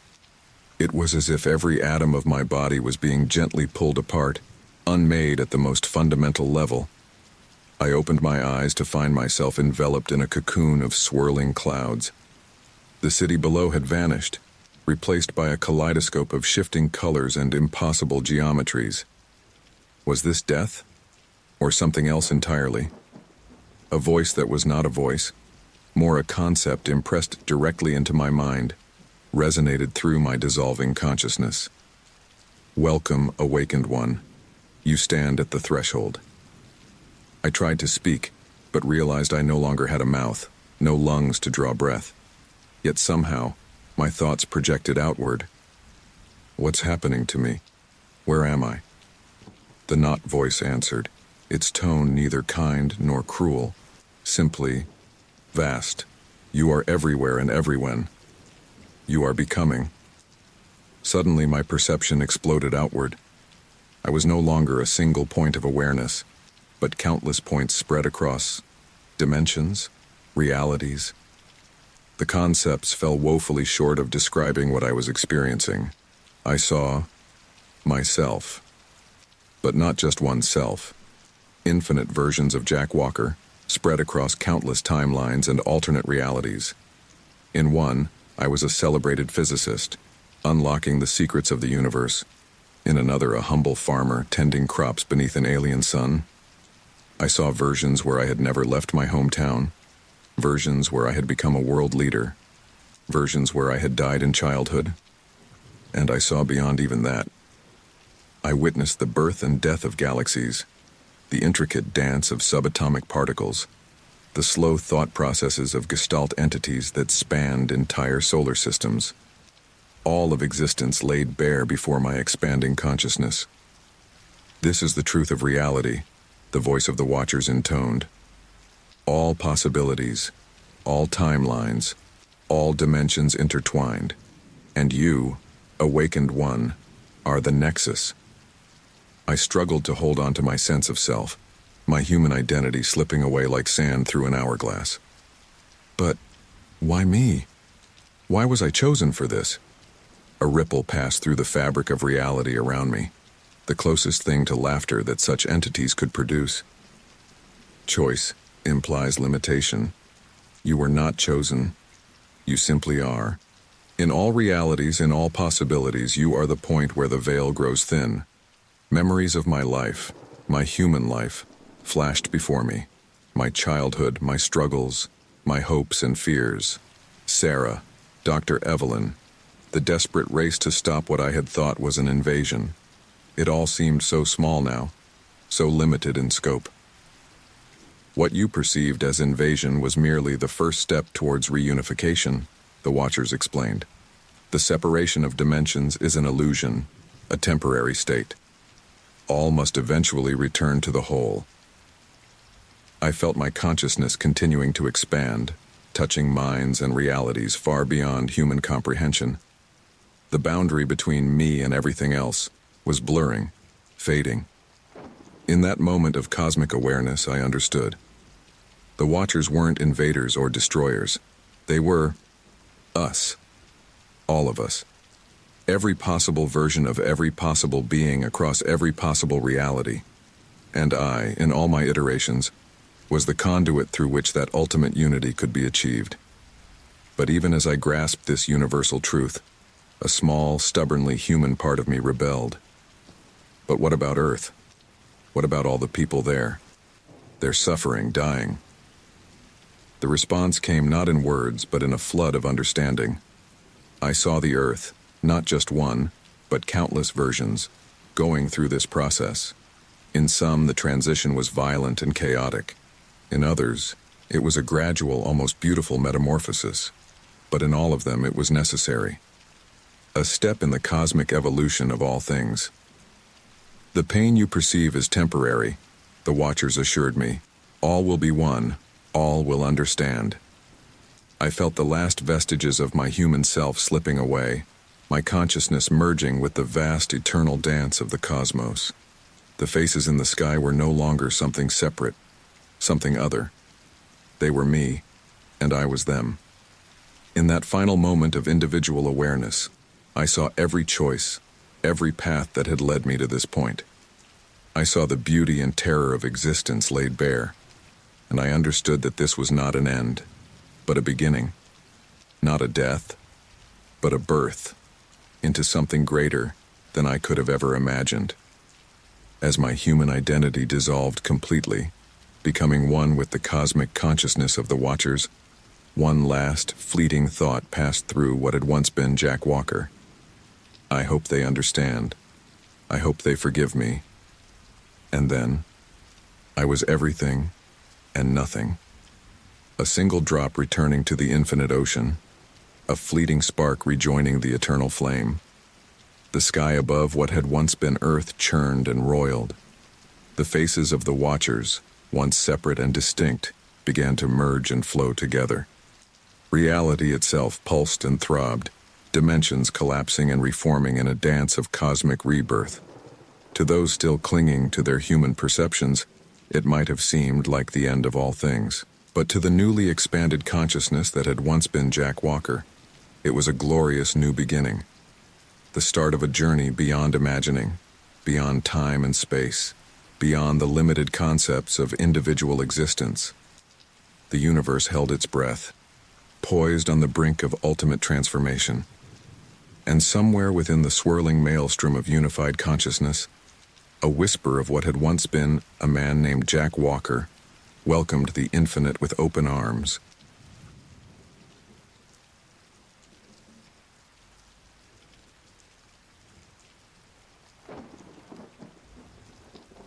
I trudged up the cracked sidewalk to my apartment building, the weight of another mind-numbing day at the insurance office hanging heavy on my shoulders. The setting sun cast long shadows across the weathered brick facade, and a chill wind whispered through the nearly bare trees lining the street. Just another dreary November evening in Derry, Maine. As I approached the cluster of mailboxes in the lobby, I fished out my keys, fumbling with cold fingers. The ancient lock grudgingly yielded, and I swung open the tiny metal door. Bills, junk mail, a magazine I didn't remember subscribing to, the usual detritus of modern life. But as I shuffled through the pile, something caught my eye. An envelope, crisp and white, addressed to me in handwriting I knew all too well. My own. I blinked, certain I must be mistaken. But no, there it was. My name and address in the familiar loops and swirls I'd been scrawling since high school. My pulse quickened as I turned the envelope over in my hands. No return address, just a single line on the back, written in the same hand. The future is closer than you think. A prickle of unease crawled up my spine.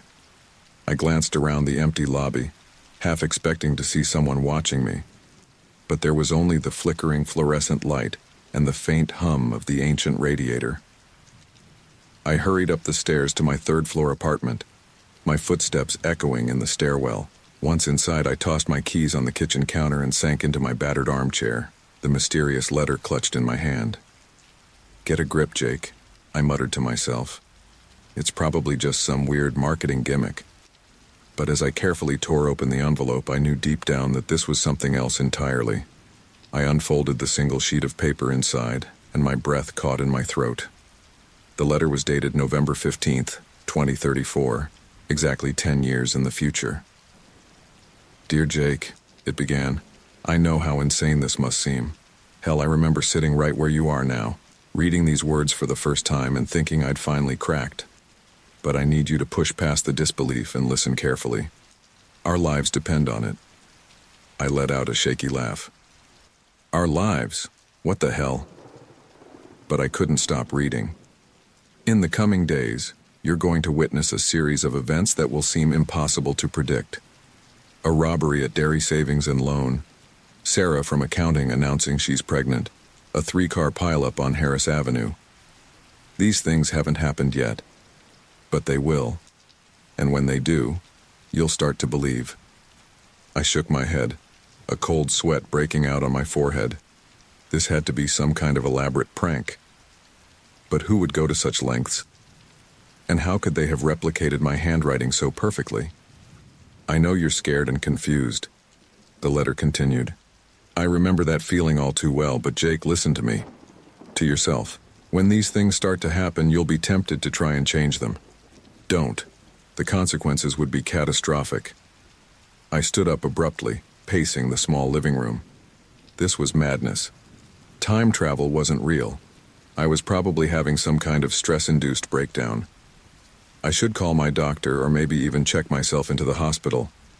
But something made me keep reading. I wish I could explain everything now, but there isn't time. Just know that at the end of this letter is a warning. When you read it, your first instinct will be to run. But Jake, I'm begging you, don't. Stay exactly where you are. Your life, our life, depends on it. My hands were shaking so badly I could barely hold the paper. I skimmed the rest of the letter, a litany of impossible predictions and cryptic warnings. And there, at the very bottom, was the final message. When the time comes, run.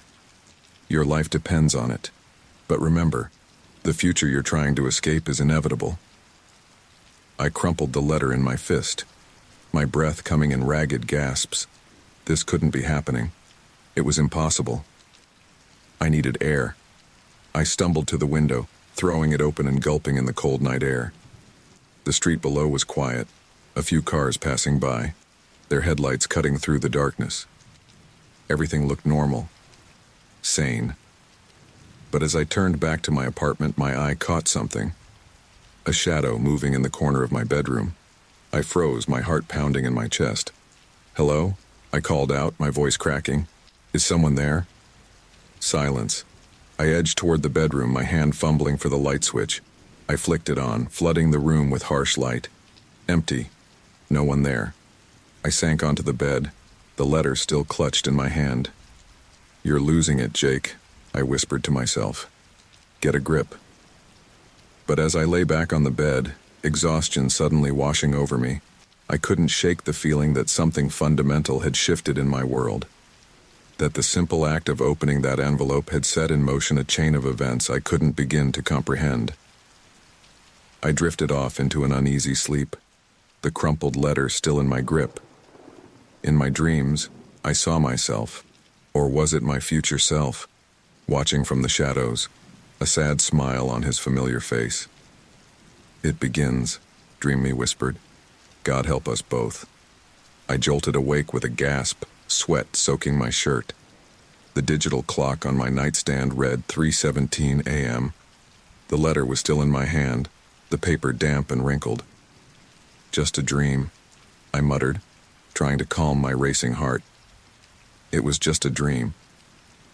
But as I smoothed out the letter, reading those impossible words again in the dim light of the street lamp outside, I knew that my life had changed irrevocably. Whatever was coming, whatever version of myself had written this warning from the future, I was now a part of it. And as the long night stretched ahead, I lay awake, my mind spinning with possibilities and fears, waiting for dawn to break and the first prediction to come true. Little did I know, the nightmare was only beginning.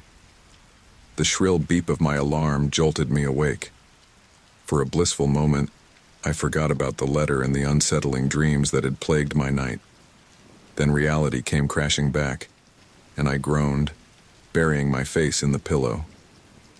It was just a stupid prank, I muttered to myself, but the words rang hollow even to my own ears. I dragged myself out of bed and shuffled to the kitchen, desperately in need of coffee. As the machine gurgled to life, I snatched up the morning paper from outside my door, more out of habit than any real interest in the news. The headline hit me like a punch to the gut. Dairy savings and loan robbed in daring daylight heist. My hands trembled as I read the article, each detail lining up perfectly with what the letter had described. The time, the amount stolen, even the fact that the robbers had used an old station wagon as their getaway car. It was all there, exactly as my supposed future self had written. "This can't be happening," I whispered, cold sweat beading on my forehead. I barely tasted the coffee as I gulped it down, my mind reeling. It had to be a coincidence. Maybe I'd heard something about the robbery being planned and had incorporated it into some kind of stress-induced delusion. That had to be it. Still shaken, I made my way to work, the crumpled newspaper stuffed into my bag. The office was its usual bustling self, the familiar cacophony of ringing phones and clacking keyboards, almost comforting in its normalcy. "Morning, Jake," Sarah from accounting called out as I passed her desk. "Hey, can you swing by later? I've got some news I want to share." I froze, a chill running down my spine. "News?" I echoed, my voice sounding strained even to my own ears. Sarah beamed, practically vibrating with excitement. "Yeah, but I want to tell everyone at once. Meet me in the break room at lunch, okay?" I nodded numbly, already knowing what she was going to say. As I slumped at my desk, I pulled out the letter, rereading the section about Sarah's announcement. There it was, in black and white. Sarah from accounting, announcing she's pregnant. The morning crawled by in a haze. I went through the motions of my work, but my mind was elsewhere, frantically trying to make sense of what was happening. By the time lunch rolled around, my nerves were frayed to the breaking point. I joined the small crowd gathered in the break room, where Sarah stood beaming, her husband Dave by her side. "Thanks for coming, everyone," she began, practically glowing. "Dave and I have some exciting news to share."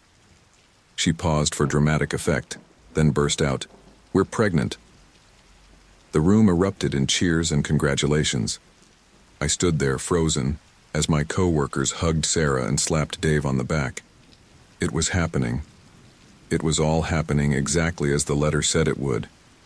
"Jake, are you okay?" Sarah's voice broke through my daze. "You look a little pale." I forced a smile. "Just surprised, that's all." "Congratulations, Sarah, that's wonderful news."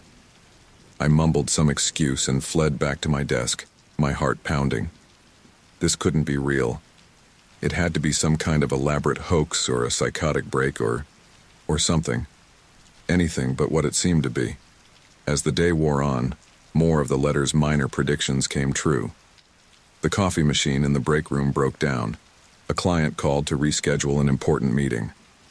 My boss announced a surprise audit of our department. With each incident, I felt my grip on reality slipping a little further. By the time I left work, I was a nervous wreck, jumping at every unexpected sound and movement. I decided to stop by the grocery store on my way home, desperate for some mundane task to ground me. As I wandered the aisles, mechanically filling my basket, a flicker of movement caught my eye. I turned toward the store's front window and felt my blood run cold. There, reflected in the glass, was me, but not me as I was now. This version was older, with streaks of gray in his hair and lines etched deep around his eyes. I stared back at me with a look of infinite sadness and resignation.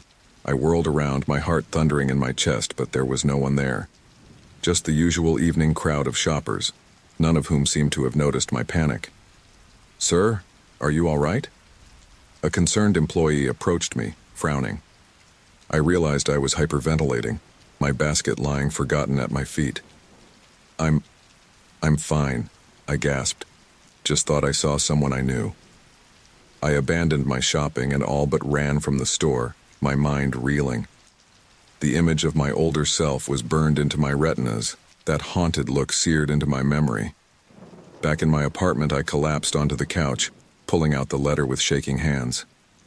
I read it again, each word now taking on a terrifying new significance. "The 3-car pileup on Harris Avenue," I read aloud, my voice trembling. That's supposed to happen tomorrow." I ran my fingers through my hair, tugging at it as if the pain could wake me from this nightmare. But I knew, with a bone-deep certainty that terrified me, that this was no dream. Whatever was happening, whatever impossible scenario I'd found myself in, it was all too real. As night fell, I paced my small apartment, alternating between frantic attempts to rationalize what was happening and periods of numb disbelief. I tried calling in sick for work the next day, but my boss was unsympathetic. "We need you here for the audit, Jake," he said firmly. "Whatever it is, it can wait until the weekend." I hung up, a sense of dread settling over me. The letter had warned me not to try to change things, but how could I just stand by and let a serious accident happen? As I finally fell into a fitful sleep, my dreams were haunted by visions of twisted metal and broken glass, and the echo of my own voice warning me from the shadows.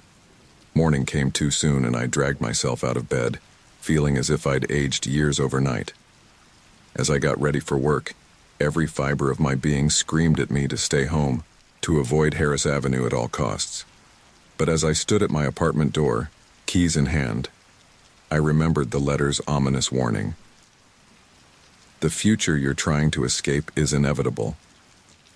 With a heavy heart and a sense of impending doom, I stepped out into the morning, knowing that whatever lay ahead, my life would never be the same again.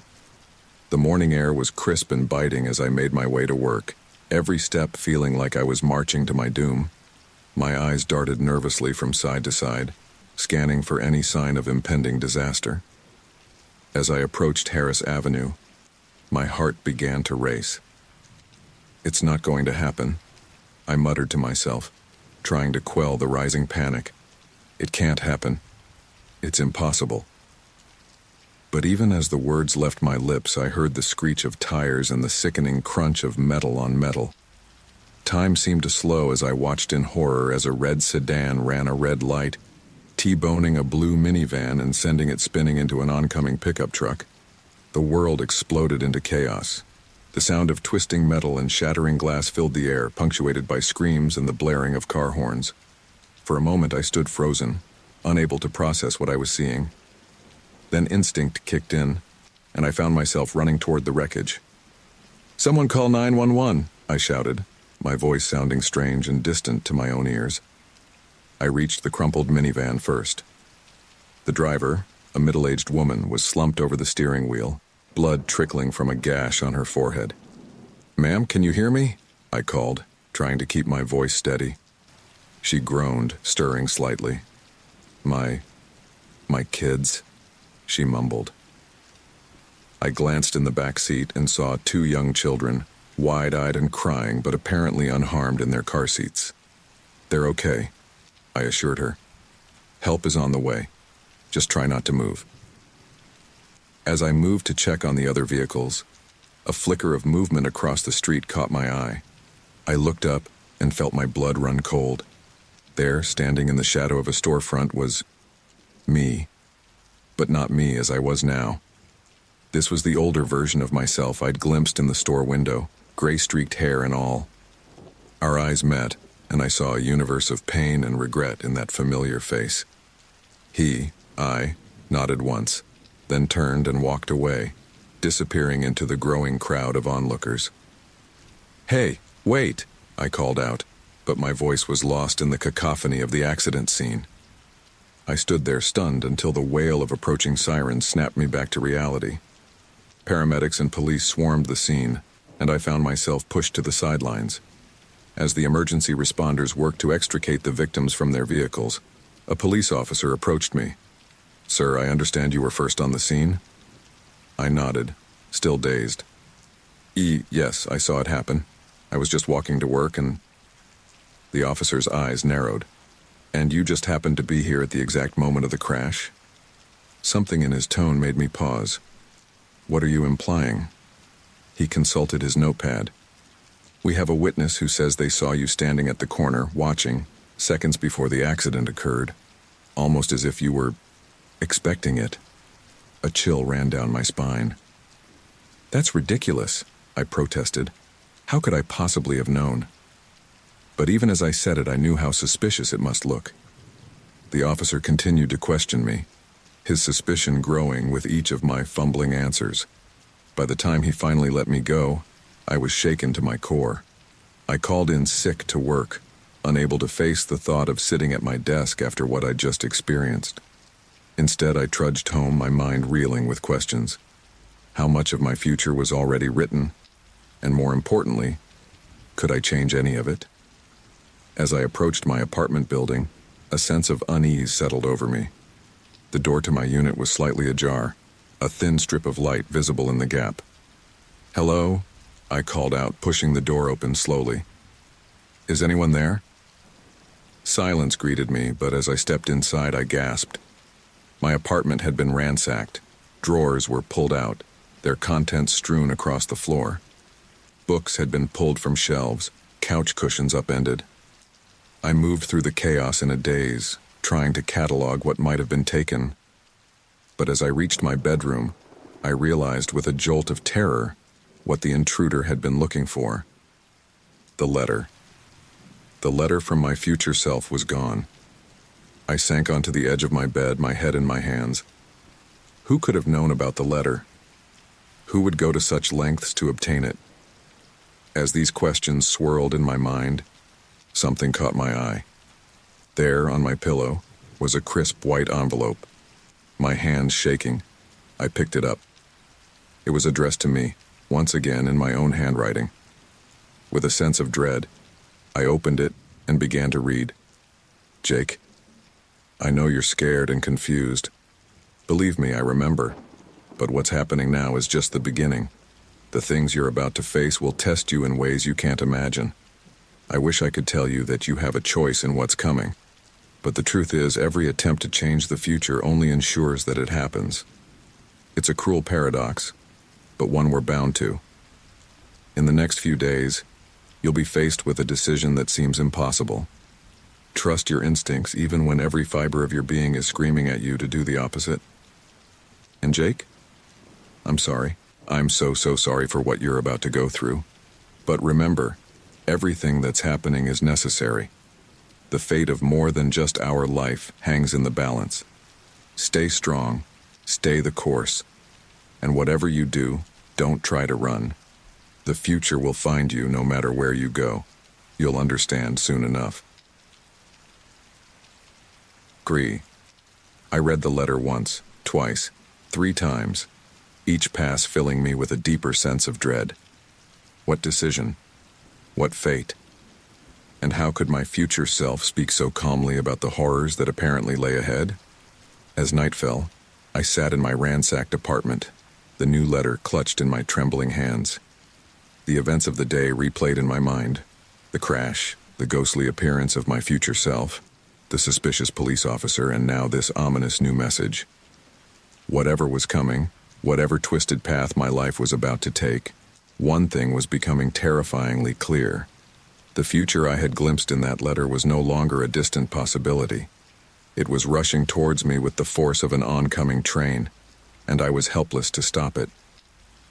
As I finally drifted into an uneasy sleep, my dreams were filled with visions of car crashes and shadowy figures, and the echo of my own voice warning me of dangers yet to come. In the murky realm between sleep and waking, one thought crystallized with chilling clarity. The game was no longer about preventing the future. It was about surviving it.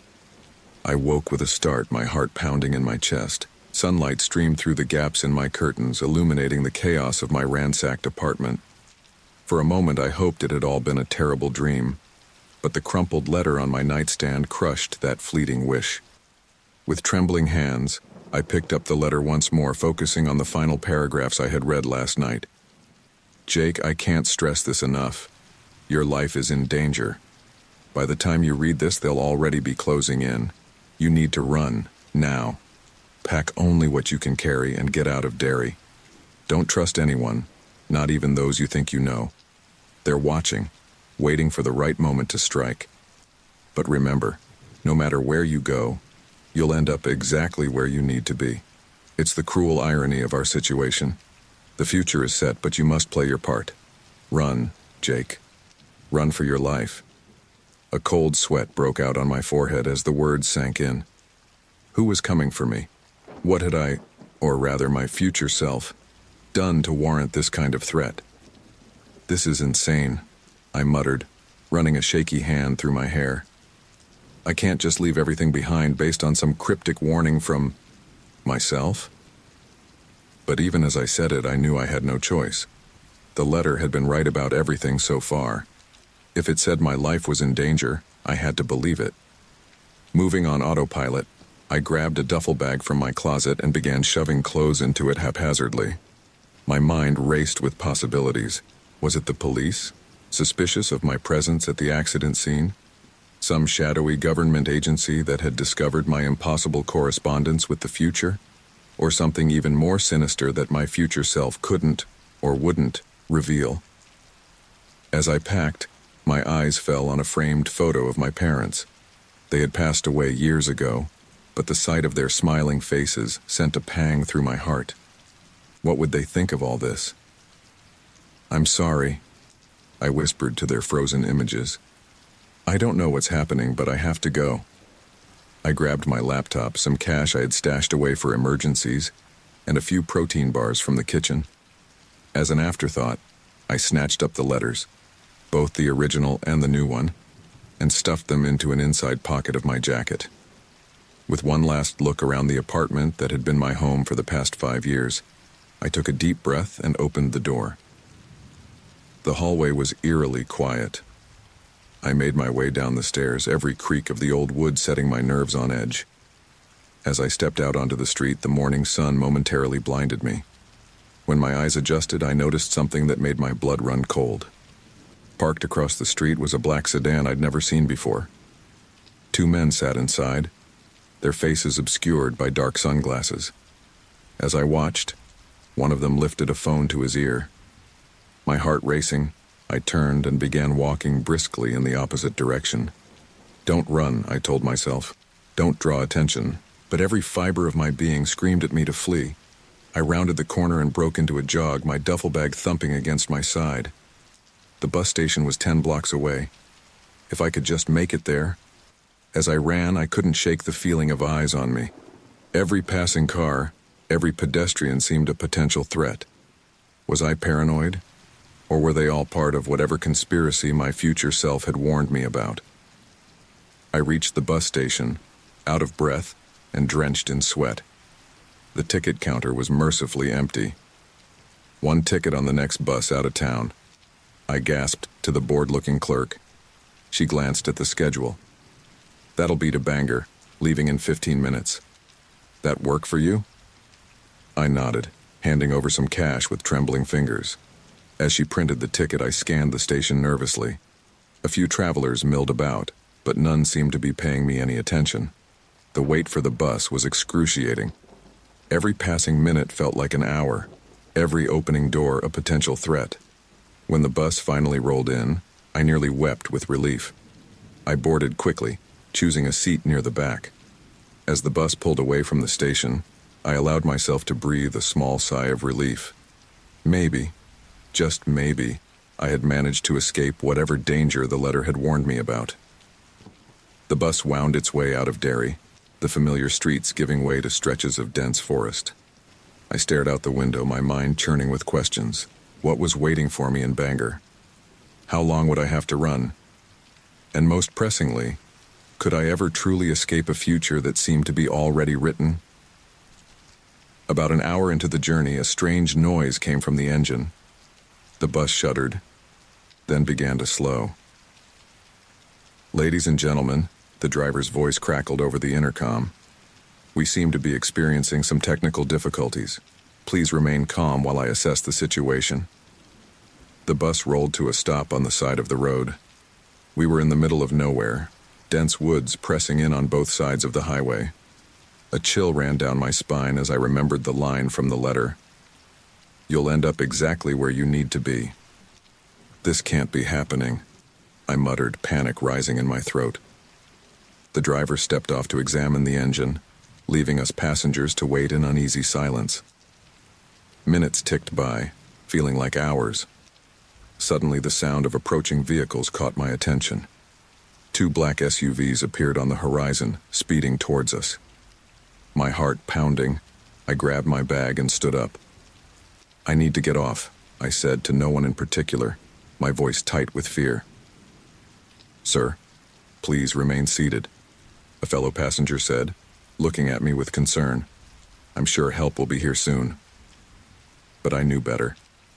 This wasn't help coming. This was exactly what the letter had warned me about. As the SUVs drew closer, I made a split-second decision. I pushed past the protesting passengers and yanked open the emergency exit at the rear of the bus. Hey, you can't do that, the driver shouted. But I was already jumping out, my feet hitting the asphalt hard. Without looking back, I plunged into the woods bordering the highway. Branches whipped at my face as I ran, the sound of car doors slamming and shouting voices spurring me on. I ran until my lungs burned and my legs felt like jelly. Only then did I allow myself to stop, collapsing against a large oak tree. As I fought to catch my breath, the reality of my situation crashed over me. I was alone in the woods, miles from anywhere, with unknown pursuers on my trail. The future I had tried to escape had found me, just as the letter said it would. As the sound of distant voices reached my ears, I knew my moment of rest was over. I had to keep moving. But to where?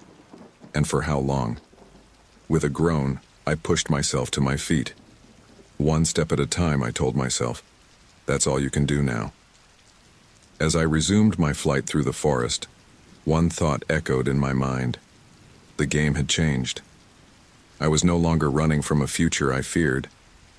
The sun had long since set, plunging the world into an inky darkness that seemed to press in from all sides. I stumbled along the shoulder of the highway, my legs aching and my breath coming in ragged gasps. The woods loomed to my right, a black wall of whispering leaves and creaking branches. To my left, the occasional car whizzed by, headlights momentarily illuminating my desperate journey before leaving me in darkness once more. Every snapping twig, every rustle in the underbrush sent a jolt of adrenaline through my system. My mind conjured images of shadowy pursuers, always just out of sight but closing in with every passing moment. "Get a grip, Jake," I muttered to myself, my voice sounding thin and afraid in the vast night. "You're letting your imagination run wild." But even as I said it, I knew it wasn't just imagination. The letter had been right about everything so far. If it said I was in danger, then danger was exactly what was hunting me through this lonely stretch of Maine wilderness. I don't know how long I walked. Time seemed to lose all meaning in the monotonous rhythm of my footsteps and the constant vigilance against unseen threats. My duffel bag felt heavier with each step, the strap digging painfully into my shoulder. The sound of an approaching car broke through my exhausted haze. Headlights appeared around a bend in the road, growing brighter as the vehicle slowed. Hope and fear warred within me. Could this be my salvation? Or was it the threat I'd been dreading? The car, an old station wagon, pulled to a stop beside me. The passenger window rolled down, revealing a middle-aged man with a kind face and graying temples. "You look like you could use a ride, son," he said, his voice filled with genuine concern. "Hop in. It's not safe to be out here alone at night." I hesitated, every instinct screaming at me to run. But as I looked closer at the man's face, a chill ran down my spine. There was something eerily familiar about him, like a half-remembered dream. "Do I know you?" I asked, taking an involuntary step back. The man's expression shifted, almost imperceptibly. For a split second, I could have sworn I saw a flicker of recognition, quickly masked by confusion. "I don't think so," he replied. But there was an odd note in his voice. "I'm just a good Samaritan trying to help out a stranger in need. Now, are you getting in or not?" The hairs on the back of my neck stood up. Something was very, very wrong here. Without a word, I turned and bolted into the woods, ignoring the man's shouts behind me. Branches whipped at my face as I crashed through the underbrush, my heart pounding in my ears. I could hear footsteps behind me, gaining ground with every second. "Jake, wait," the man's voice called out, all pretense of unfamiliarity gone. "You don't understand. We're trying to help you." But I didn't stop. I couldn't stop.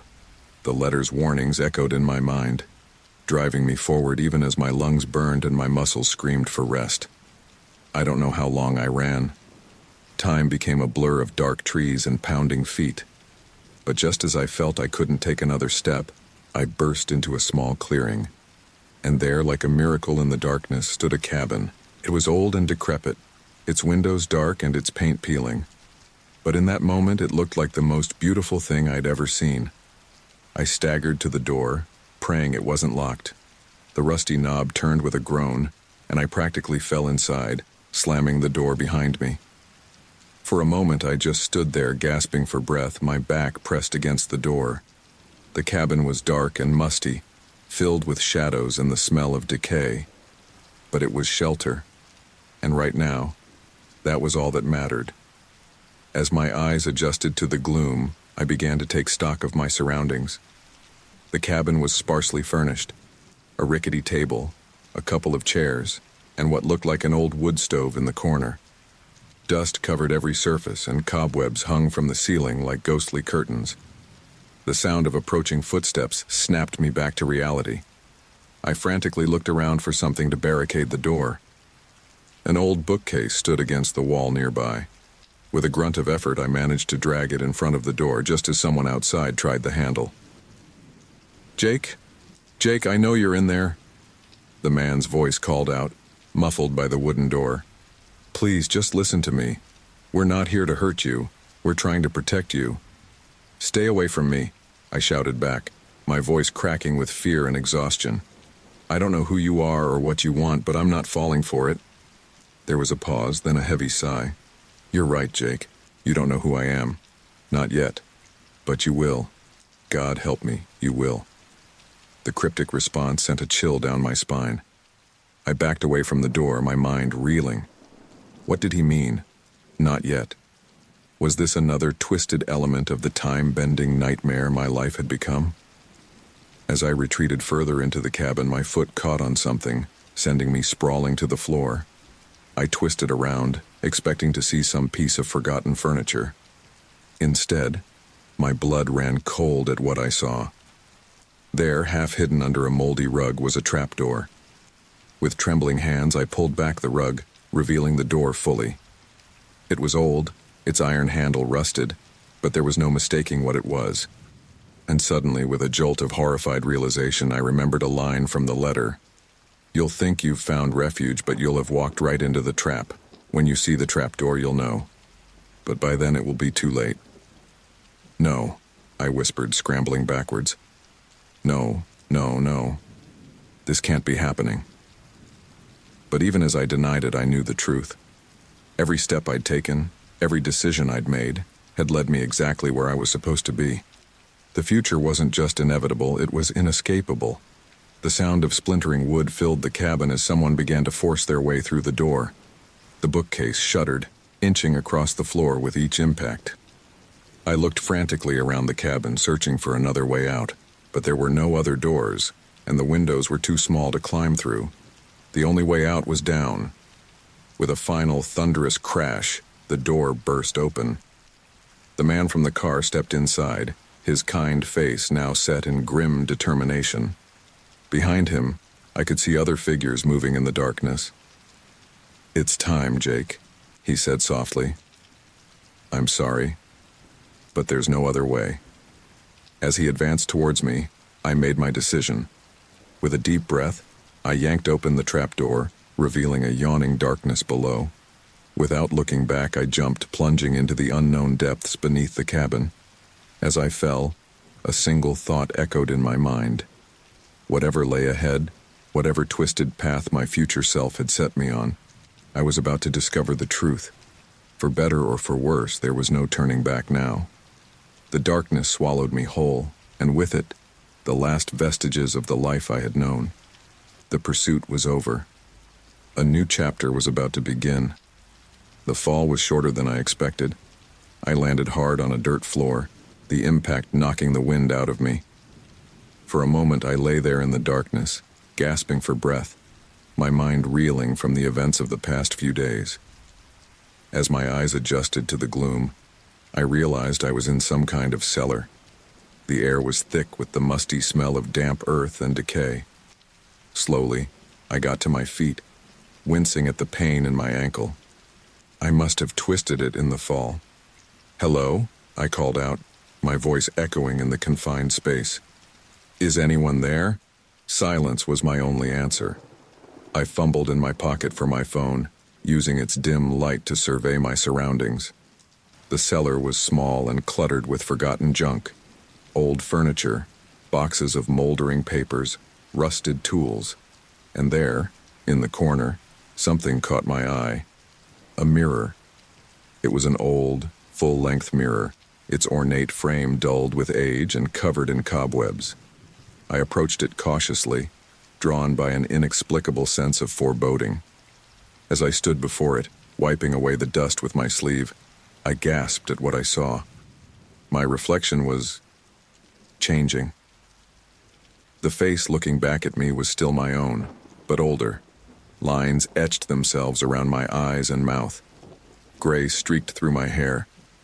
It was the face I had seen watching me at the accident scene. The face of my future self. "No," I whispered, stumbling backward. "This isn't real. It can't be real." But even as I denied it, I watched in horror as my reflection stepped forward, pressing against the glass as if it were a thin membrane. And then, impossibly, a hand emerged from the mirror's surface. I scrambled back, tripping over debris and falling hard on my back. From my position on the floor, I watched as my future self stepped fully out of the mirror, solidifying into flesh and blood before my eyes. I, looked down at me with a mixture of sympathy and resignation. "Hello, Jake," he said, his voice identical to my own but weighted with years of exhaustion and regret. "I've been waiting for you." I scrambled to my feet, pressing my back against the far wall. What are you?" I demanded, though I already knew the answer. He sighed heavily. "I'm you, Jake. 10 years from now. And before you ask, yes, this is really happening. No, you're not crazy. And yes, I know how impossible this all seems."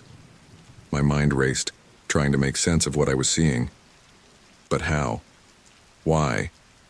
What's happening to me? Future.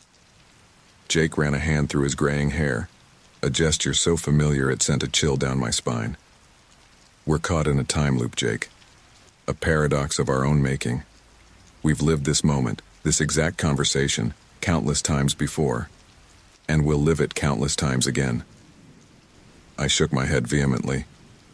"No, I don't believe you. This is some kind of trick or a dream or what?" he interrupted. "A mental breakdown? A elaborate hoax? Trust me, I've considered every possibility. But the truth is far stranger than anything you could imagine." He began to pace the small cellar, his movements mirroring my own nervous habits. "It started, or rather, it will start, 10 years from now. You'll make a discovery that changes everything we thought we knew about the nature of time. And in your arrogance, you'll think you can control it." I listened, transfixed, as he continued. "But time isn't meant to be manipulated. Your experiments will create a fracture, a loop that traps us in an endless cycle. Every time we try to change the past, we only ensure that it happens exactly as it always has." "But that's impossible," I protested. "If we know what's going to happen, we can change it. We have free will." Future Jake laughed bitterly. "Free will? Maybe. But what good is free will when every choice leads to the same outcome? We've tried, Jake. God knows we've tried. But every attempt to break the loop only tightens it around us." I felt a surge of defiance. "Well, I won't accept that. There has to be a way to change things. I'll make different choices. You'll do exactly what I did," he interrupted. "What we've always done. You'll run, you'll fight, you'll rage against the inevitability of it all. But in the end, you'll find yourself standing where I am now, having the same conversation with a younger version of yourself." I shook my head, unwilling to accept his words. No, I refuse to believe that. There has to be a way to break the cycle. Future Jake's eyes softened with something like pity. "I understand. I felt the same way once. But you'll see. Every choice you make from this point on, running from the cabin, trying to prevent the accidents, even attempting to end your own life, it's all part of the loop. It's all leading you to become me." "Then why are you here?" I demanded. "Why tell me all this if nothing can be changed?" He sighed heavily. "Because it's part of the loop too. My presence here, this conversation. It's all necessary to set you on the path that leads to, well, to me. To ensure that you make the choices that create the very paradox we're trapped in." I felt a wave of nausea wash over me. The implications of what he was saying were too horrifying to contemplate. "So what happens now?" I asked, my voice barely above a whisper. "Future." Jake glanced towards the ceiling. "Now, we wait. In a few moments, you'll hear vehicles approaching. Men will enter the cabin above us. You'll try to hide, but they'll find you. They're part of a government agency that's been tracking the temporal anomalies caused by our experiments." As if on cue, the sound of engines rumbled overhead, car doors slammed, and heavy footsteps creaked on the floorboards above us. Future Jake smiled sadly. "Right on time." I looked around frantically, searching for a way out, a way to prove him wrong. But the cellar had no other exits. We were trapped. "This can't be happening," I muttered, running my hands through my hair in frustration. "There has to be something we can do, some way to break the cycle." Future Jake watched me with a mixture of sympathy and resignation. I know exactly how you feel. I've been where you are, felt what you're feeling. But trust me, when I say that every attempt to change things only ensures that they happen exactly as they always have. The footsteps above grew louder, accompanied by the sound of furniture being moved. They were searching the cabin. "Listen to me, Jake," Future Jake said urgently. "What happens next is crucial. You'll be taken into custody, subjected to tests and interrogations. It will be terrifying and confusing, but it's a necessary step. Everything you learn, every experience you have, will shape you into the person who eventually makes the discovery that creates this loop." I shook my head, still unwilling to accept his words. "And what about you? What happens to you? To us?" He smiled enigmatically. "I have my part to play, just as you have yours. The loop must be maintained, the paradox preserved. It's the only way." Before I could respond, a beam of light cut through the darkness as the trapdoor above us opened. Voices called out, harsh and authoritative. "This is where I leave you," Future Jake said softly. "Remember, no matter how hard it gets, no matter how much you want to give up, you have to keep going. The fate of more than just our life hangs in the balance." With that, he stepped back towards the mirror. I watched in amazement as he seemed to melt into the reflective surface, disappearing as if he had never been there at all. A moment later, hands grabbed me, rough and insistent. I was hauled up into the cabin, blinking in the harsh light of dawn. Men in dark suits surrounded me, their faces grim and determined. As they led me out of the cabin towards a waiting black SUV, I caught a glimpse of my reflection in one of the vehicle's tinted windows. For just a second, I could have sworn I saw my future self looking back at me, that knowing smile on his face. And in that moment, I realized the true horror of my situation. The pursuit wasn't over. It was just beginning. And the person I was running from, the architect of this impossible paradox, was none other than myself. As the SUV door slammed shut behind me, I closed my eyes, trying to come to terms with the weight of destiny pressing down upon me. The revelation had changed everything, and yet, paradoxically, ensured that nothing would change at all. The sound of splintering wood jolted me from my stunned reverie. Armed men in tactical gear poured into the cabin, their weapons trained on me. My future self had vanished, leaving me alone to face this new threat. "Freeze! Hands where we can see them!" a gruff voice shouted. For a split second, I considered surrendering, but the memory of my future self's words echoed in my mind. Everything you learn, every experience you have, will shape you into the person who eventually makes the discovery that creates this loop. In that moment, I made a choice. I wouldn't go quietly. With a surge of adrenaline, I launched myself towards the nearest window. The glass shattered around me as I crashed through, shards cutting into my skin. I hit the ground hard, rolling to absorb the impact. Behind me, I could hear shouts of surprise and anger. Without looking back, I sprinted towards the parked vehicles. A black SUV sat idling, its engine humming. The driver's door was open, the keys still in the ignition. It was almost too perfect, as if it had been left there for me. I leapt into the driver's seat, slamming the door shut just as bullets pinged off the reinforced body. My hands shook as I threw the car into gear and stomped on the accelerator. The tires spun in the dirt before finding purchase, and I was off, careening down the narrow forest road. In the rearview mirror, I could see the armed men scrambling to their vehicles. But I had a head start, and I intended to make the most of it. As I sped through the pre-dawn forest, my mind raced even faster than the SUV. What had my future self meant about a government agency tracking temporal anomalies? How deep did this rabbit hole go? The forest thinned out, giving way to more populated areas. I needed to ditch the SUV soon. It was too conspicuous. As if on cue, the radio crackled to life. "All units be advised," a stern voice announced. "We have a fugitive on the loose. Suspect is a white male, early 30s, brown hair, last seen driving a black government-issue SUV, license plate Echo Tango 794. Suspect is considered dangerous." Approach with extreme caution. My heart pounded in my chest. They were painting me as some kind of terrorist. I needed to disappear, and fast. I spotted a shopping center up ahead, its parking lot mostly empty in the early morning hours. Perfect. I pulled into the lot, parking the SUV between two large delivery trucks.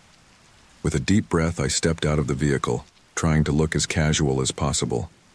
I made my way across the parking lot, hyper-aware of every passing car, every early morning jogger. The library stood at the far end of the shopping center, its doors just opening for the day. It was as good a place as any to lay low and try to make sense of what was happening. As I approached the library, a memory surfaced, my future self mentioning that I would search for information about time travel. Was this another predetermined step in the loop?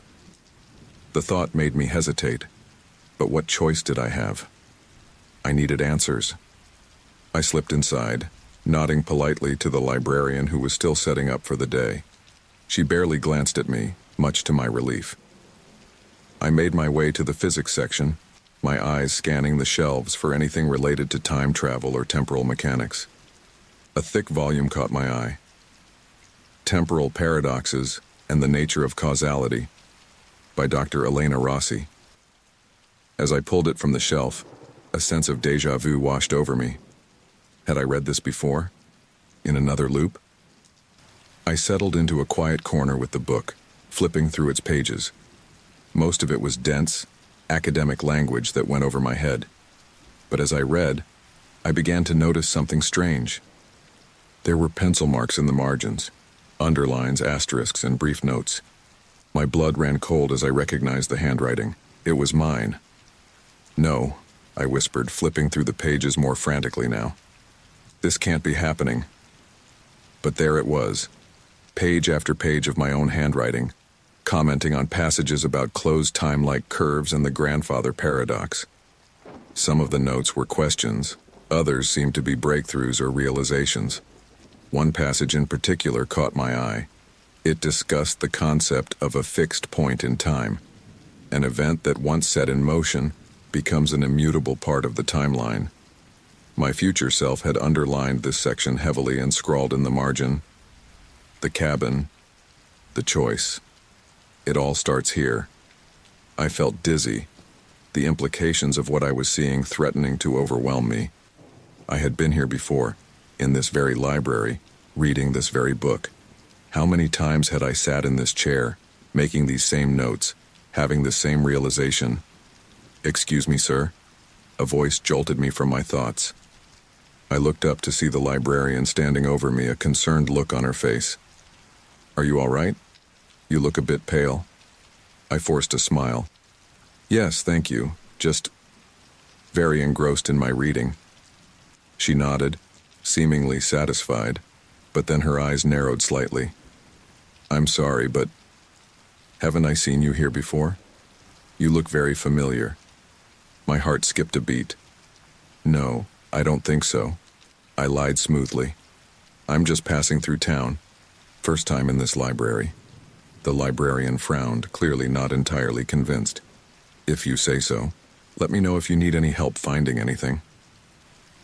As she walked away, I knew my time was running out. I couldn't risk being recognized, especially now that my description was all over the news. But I couldn't leave the book behind either. It was too important. With a furtive glance around, I slipped the volume into my jacket.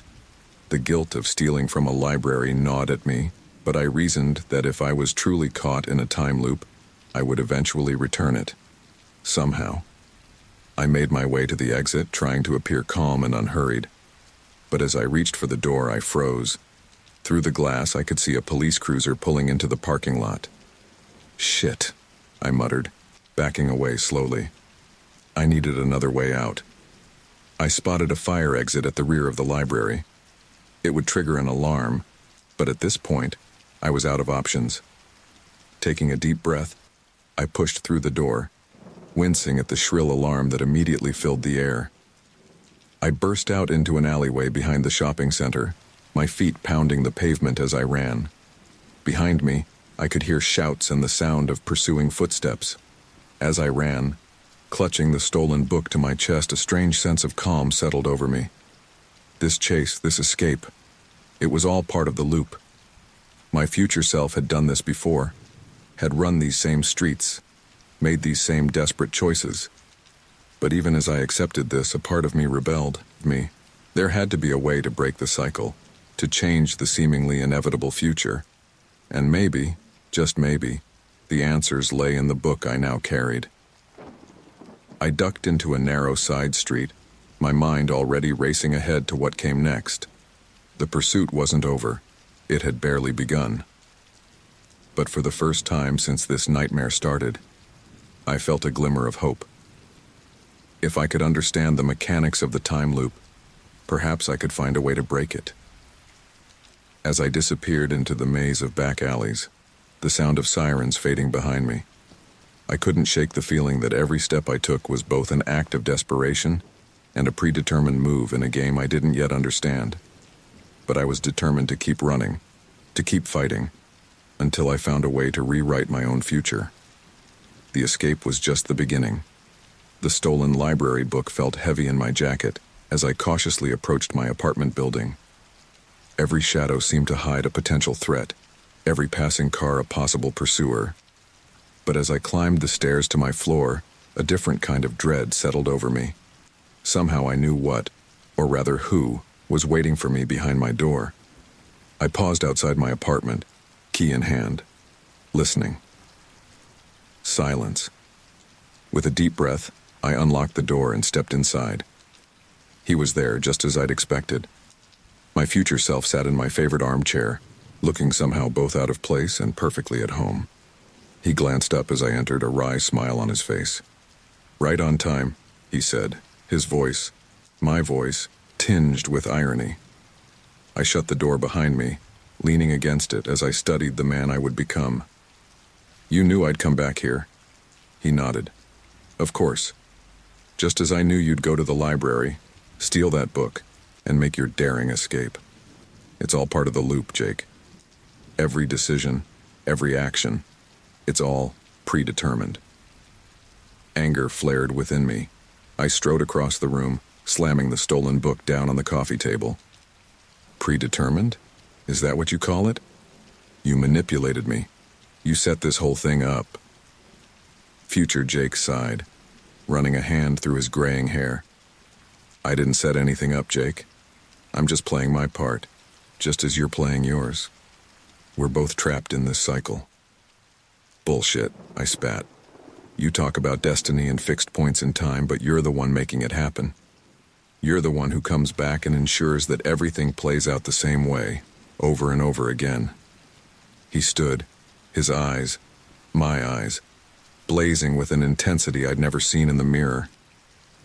"You think I want this? You think I enjoy watching you, watching us, go through this pain and confusion? I've lived this moment more times than I can count, Jake. I've argued with myself, tried to change things, tried to break the loop, but it always ends the same way." I shook my head, unwilling to accept his words.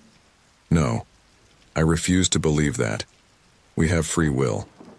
We can make different choices." "Can we?" he challenged. With trembling fingers, I picked it up. The cap was off, and the lipstick itself was slightly smeared, as if recently used. A perfect lip print marked my pillowcase. "This isn't real," I whispered, even as I felt the weight of the lipstick in my hand. "This can't be real." But I knew deep down that it was. Something was happening, something I couldn't explain or understand. My mother, or something wearing her face, was trying to reach me. I sat down heavily on the bed, the lipstick clutched in my hand like a lifeline. What was I supposed to do? Who could I possibly talk to about this? As if in answer, my phone chimed again. Another text from my mother's number. "I'm waiting for you, Jack. It's time to come home." I stared at the message, a chill running down my spine. Home? But wasn't I already home? Unless... A memory surfaced, of a conversation I'd had with my mother years ago. She'd been talking about the afterlife, about what she thought happened when we died. "Home isn't a place, Jack," she'd said, her eyes distant. It's where we all return in the end. I looked at the lipstick in my hand, then back at the message on my phone. A decision crystallized in my mind. If my mother was trying to reach me, if she needed me for something, then I had to find out why, even if it meant following her into whatever lay beyond. With shaking hands, I typed out a reply. "I'm coming, Mom. Tell me how to get home. Then make a different choice right now. Walk out that door. Don't listen to another word I say. See what happens." I hesitated, my hand on the doorknob. Every fiber of my being wanted to prove him wrong, to show that I could change my fate. But something held me back. A nagging doubt, a whisper of inevitability. Future Jake watched me, a sad understanding in his eyes. "You can't do it, can you? Because deep down, you know. You know that every choice you make, even the choice to rebel, is part of the loop." I slumped against the door, the fight draining out of me. Then what's the point? Why go through all of this if nothing can change? He approached me slowly, his expression softening. "Because it's necessary, Jake. What we do, what we will do, it's bigger than just us. The time loop, the paradox we create, it's not just a quirk of physics, it's a safeguard." I looked up, confused. A safeguard? Against what?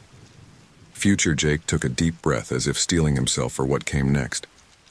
"Let me show you." He reached out, placing his hand on my forehead.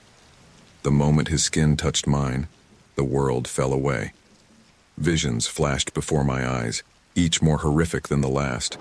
I saw cities in ruins, the sky choked with ash, hordes of desperate people fighting over scraps of food, strange, twisted creatures stalking through abandoned streets, and behind it all, a sense of wrongness, as if the very fabric of reality was unraveling. I gasped, stumbling backward as the visions faded. What was that?" "That," Future Jake said grimly, "is what happens if we break the loop. If we don't create the paradox that traps us in this cycle, the world, reality itself, comes undone." I shook my head, trying to clear the lingering images from my mind. "I don't understand. How can our actions prevent that?" He sighed, sinking back into the armchair. "It's complicated, Jake. The discovery we'll make, it's not just about time travel. It's about the nature of reality itself, and in our arrogance, we'll think we can control it. But we'll make a mistake. A mistake that, if left unchecked, will cascade into the apocalypse you just witnessed." "But the time loop prevents that?" I asked, struggling to wrap my mind around the concept. Future Jake nodded. "The paradox we create acts like a temporal bandage. It isolates our mistake, contains it within the loop. As long as we keep reliving these same events, the larger timeline remains stable." I sank onto the couch, my head spinning. "So we're sacrificing ourselves to save the world? Trapping ourselves in an endless cycle to prevent a greater catastrophe? Now you're starting to understand," he said with a grim smile. "It's not about free will or destiny, Jake. It's about responsibility, the burden we bear to protect a future we'll never see." I stood, pacing the small apartment as I tried to process everything. But there has to be another way. If we know about the mistake, can't we just not make it? Future Jake shook his head. "We've tried, countless times. But the discovery, the mistake, they're fixed points. They have to happen. The best we can do is contain the damage." I stopped pacing, turning to face my future self. "So what happens now?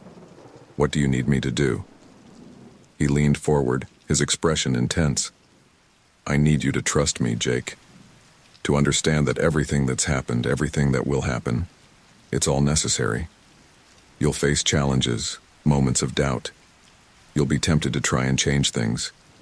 But you have to stay the course." "And if I don't?" I challenged, a last flicker of defiance rising within me. Future Jake's eyes hardened. "Then you doom not just yourself but the entire world. The visions you saw, they'll become reality, and it will be our fault." The weight of his words settled over me like a physical burden. I sank back onto the couch, my mind reeling. "How do you do it?" I asked quietly. "How do you live with this knowledge, this responsibility?" He smiled sadly. "One day at a time, Jake. One loop at a time. It gets easier and harder. But knowing what's at stake, knowing the importance of what we're doing, it helps." I nodded slowly, a reluctant acceptance settling over me. "So what's next? Where do we go from here?" Future Jake stood, moving towards the window. "You continue on the path, learn, grow, become the person who makes the discovery. And when the time comes, you'll find yourself standing where I am now, having this same conversation with a younger version of yourself." "And you?" I asked. "What happens to you now?" He turned back to me, a mysterious smile on his face. "I have my part to play just as you have yours. The loop must be maintained, the paradox preserved. It's the only way." As he spoke, I noticed something strange. His outline seemed to blur, becoming less substantial with each passing moment. "What's happening to you?" I asked, alarmed. "My time in this loop is ending," he explained calmly. "I've fulfilled my purpose here. Now it's up to you to carry on." I wanted to say more, to ask the 1,000 questions still swirling in my mind. But before I could speak, my future self faded away entirely, leaving me alone in the apartment. I stood there for a long moment, staring at the space where he had been. The weight of everything I'd learned pressed down on me, the responsibility of what lay ahead nearly overwhelming. But as I turned back to the stolen library book, a strange sense of purpose filled me. I may be trapped in a loop. My actions may be predetermined, but they mattered. What I did, what I would do, it would save the world. With a deep breath, I opened the book and began to read. The path ahead was long and difficult, but for the first time since this all began, I felt ready to face it. The confrontation was over. The real work was about to begin. The weight of destiny pressed down on me as I stood beside my future self, watching the bustling street below. We were perched on a rooftop, overlooking the First National Bank, the very bank where, just days ago, I had witnessed a robbery that set this whole nightmare in motion. "Are you ready?" Future Jake asked, his voice calm and steady. I swallowed hard, fighting back the nausea that threatened to overwhelm me. "Do I have a choice?" He placed a hand on my shoulder, his touch both comforting and chilling. "We always have a choice, Jake. It's just that some choices have consequences we can't bear." I nodded grimly, remembering the apocalyptic visions he had shown me. The fate of the world rested on our actions today, on my willingness to become the very thing I had been running from. "Walk me through it one more time," I said, steeling myself for what was to come. Future Jake pointed to a nondescript van parked across the street. "The robbers are already in position. We've arranged everything. Their weapons, their route, even the exact amount they'll steal. In precisely 7 minutes, they'll enter the bank." "And Sarah?" I asked, my voice catching as I thought of my girlfriend, or rather my ex-girlfriend now. "She's inside, just as she was before. She'll be unharmed, but the trauma of the event..." He trailed off, a flicker of pain crossing his face. "Well, you know how that plays out." I did know. The robbery would be the final straw, pushing Sarah to leave me, to tell me about the pregnancy she had only just discovered, to set in motion the chain of events that led to the car crash, to the cabin, to this very moment. "What about the innocent bystander?" I asked, dreading the answer. "The one who dies?" Future Jake's expression hardened. "That's where we come in. The original robbers were amateurs. The death was accidental. But for the timeline to remain intact, it has to happen. And it has to happen exactly as it did before." My stomach lurched. "You mean?" He nodded grimly. "One of us has to pull the trigger." The full horror of what we were about to do crashed over me. It was one thing to orchestrate events from afar to set the stage for a tragedy, but to actively take an innocent life? To become a murderer? There has to be another way, I protested weakly, even as I knew there wasn't. Future Jake shook his head. We've tried, Jake. Every possible variation. If the death doesn't occur, the timeline shifts. Sarah doesn't leave. You don't make the discovery. The loop breaks and the world ends. It's a fixed point. I turned away, unable to look at him, at myself, as I processed this. How do you live with it? I whispered. One day at a time, he replied, echoing his words from our earlier conversation. Knowing that our actions, however terrible, prevent an even greater tragedy. A commotion from the street below caught our attention. The robbery was beginning. We watched in tense silence as events unfolded exactly as I remembered them. The van screeching to a halt, the masked robbers bursting into the bank, the terrified screams of the hostages. It's time, Future Jake said, hefting a sniper rifle I hadn't noticed before. Are you ready? I stared at him in horror. You're going to do it? Just like that? His eyes met mine, filled with a mixture of determination and unbearable sadness. Would you rather carry this burden yourself? I opened my mouth to protest, to argue, to beg him to find another way. But the words died in my throat. This was my future self. He had lived this moment before. He knew the cost, knew the consequences, and he was still willing to pull the trigger. What did that say about the person I would become? With trembling hands, I took the rifle from him. I'll do it, I heard myself say, as if from a great distance. It's my responsibility. Future Jake nodded, a flicker of something, relief, pride, crossing his face. Remember, it has to be exactly as it was before. Wait for the robbers to exit. The victim will be the third hostage out the door. A clean shot, quick and painless. I positioned myself at the edge of the roof, peering through the scope. The world narrowed to that small circle of glass, the busy street reduced to a stage where this grim play would unfold. The minutes stretched into an eternity as we waited. I could hear my heart pounding in my ears, my finger resting lightly on the trigger. Finally, the bank doors burst open. The robbers emerged, pushing hostages in front of them as human shields. 1, 2. Now, Jake. Future Jake's voice cut through my hesitation. I saw the third hostage, a middle-aged man in a business suit. In another timeline, he might have gone home to his family that night. In this one, I pulled the trigger. The crack of the rifle was deafening. Through the scope, I watched the man crumple to the ground. Chaos erupted on the street below. I stumbled back from the edge of the roof, the rifle clattering from my numb fingers. Oh God, I gasped, falling to my knees. What have I done? Future Jake was there in an instant, his arm around my shoulders. What you had to do, he said firmly. What we've always done, to save the world. But as the sounds of screams and approaching sirens filled the air, I couldn't shake the feeling that we had crossed a line.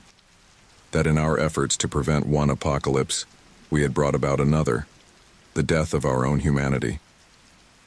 We need to move, Future Jake urged, pulling me to my feet. The police will be here soon. I let him lead me away, my mind reeling. We made our way down the fire escape, slipping into the panicked crowd below. As we walked, Future Jake continued to narrate the unfolding events, his voice a detached monotone. Sarah will be questioned by the police, he said. The trauma of the event, combined with the news of her pregnancy, will push her to leave. She'll try to tell you, but I'll be too caught up in my work to listen, I finished. The memories, or were they premonitions, flooding back. He nodded. And then the car crash, the cabin. The loop begins again.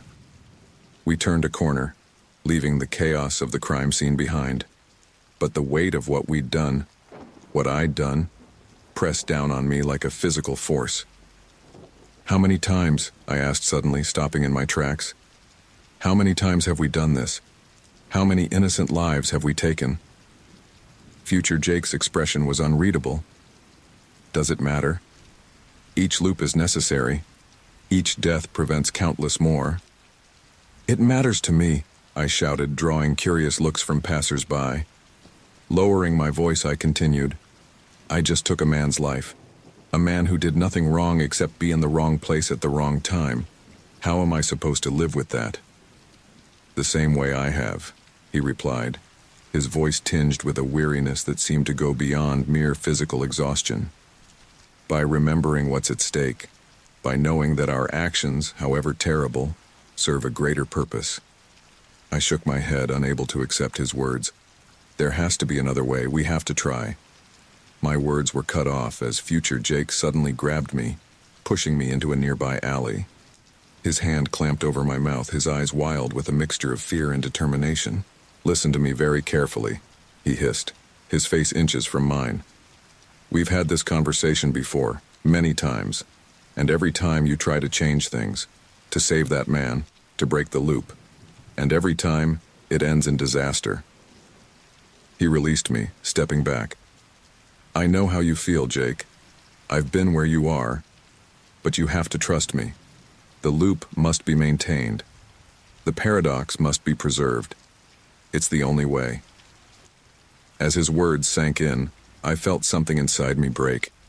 The last vestiges of my old self, the person I had been before all this began, crumbled away. What have we become? I whispered, more to myself than to him. Future Jake's expression softened slightly. What we needed to become. Guardians of a future we'll never see. It's a heavy burden, but one we must bear. As the sound of sirens grew closer, I realized with a sickening clarity that he was right. I was already becoming him, the man who could make impossible choices, who could sacrifice one life to save many. What now? I asked, my voice hollow. Now, Future Jake said, we continue on the path. You'll go back to your work, make the discovery that starts it all. And when the time comes, you'll find yourself standing where I am now, guiding a younger version of yourself through this terrible dance. As we slipped away into the gathering darkness, I couldn't shake the feeling that I had lost something fundamental. My innocence, my humanity, my very soul. But I had gained something too. A terrible purpose. A destiny that stretched beyond the confines of linear time. The sacrifice was made. The loop would continue. And somewhere in the tangled web of past and future, the world would be saved. The cold metal of the handcuffs bit into my wrists as the police officer led me out of the courtroom. The judge's words still echoed in my ears. 20 years for first-degree murder. My protestations of time travel and world-ending paradoxes had fallen on deaf ears, dismissed as the ravings of a delusional killer. As the heavy doors of the prison clanged shut behind me, I caught one last glimpse of my future self. He stood in the shadows, a look of grim determination on his face. Then, in the blink of an eye, he was gone. I was truly alone now, left to face the consequences of our actions. The first few months were the hardest. The crushing weight of guilt, the mind-numbing routine of prison life, the constant fear of my fellow inmates. I spent countless nights lying awake in my cell, replaying the moment I pulled the trigger, seeing the innocent man fall over and over again in my mind's eye. You okay there, Jake? My cellmate, a grizzled old-timer named Frank, asked one particularly rough night. You're muttering in your sleep again. I sat up, rubbing my eyes. Just bad dreams. Frank nodded sympathetically. We all got him in here. What you did stays with you. If only he knew the half of it. As the months turned into years, I felt myself changing. The idealistic young man who had balked at the idea of sacrificing one life for the greater good was slowly fading away. In his place, a harder, more pragmatic person was emerging. Someone who could make the impossible choices. Someone who could bear the unbearable burden. I threw myself into my studies, devouring every book on physics and temporal mechanics I could get my hands on. The prison librarian, Ms. Patel, became a lifeline, a connection to the world of science I had left behind. Another book on quantum theory, Jake? She asked one day, eyebrow raised as she stamped the checkout card. You know, with a mind like yours, you could have done great things. I managed a wry smile. Who says I won't still? She shook her head sadly. 20 years is a long time, Jake. The world moves on. Science moves on. But I knew something she didn't. My greatest discovery, the one that would change everything, that would create the very loop I was trapped in. It still lay in my future. And nothing, not even 2 decades in prison, could prevent it from happening. The years passed in a blur of gray walls and steel bars. I watched the world change through the limited lens of prison TV and outdated newspapers. Technology advanced, political landscapes shifted, but always, in the back of my mind, was the knowledge of what was to come. The apocalyptic future I had glimpsed, the one only our actions could prevent.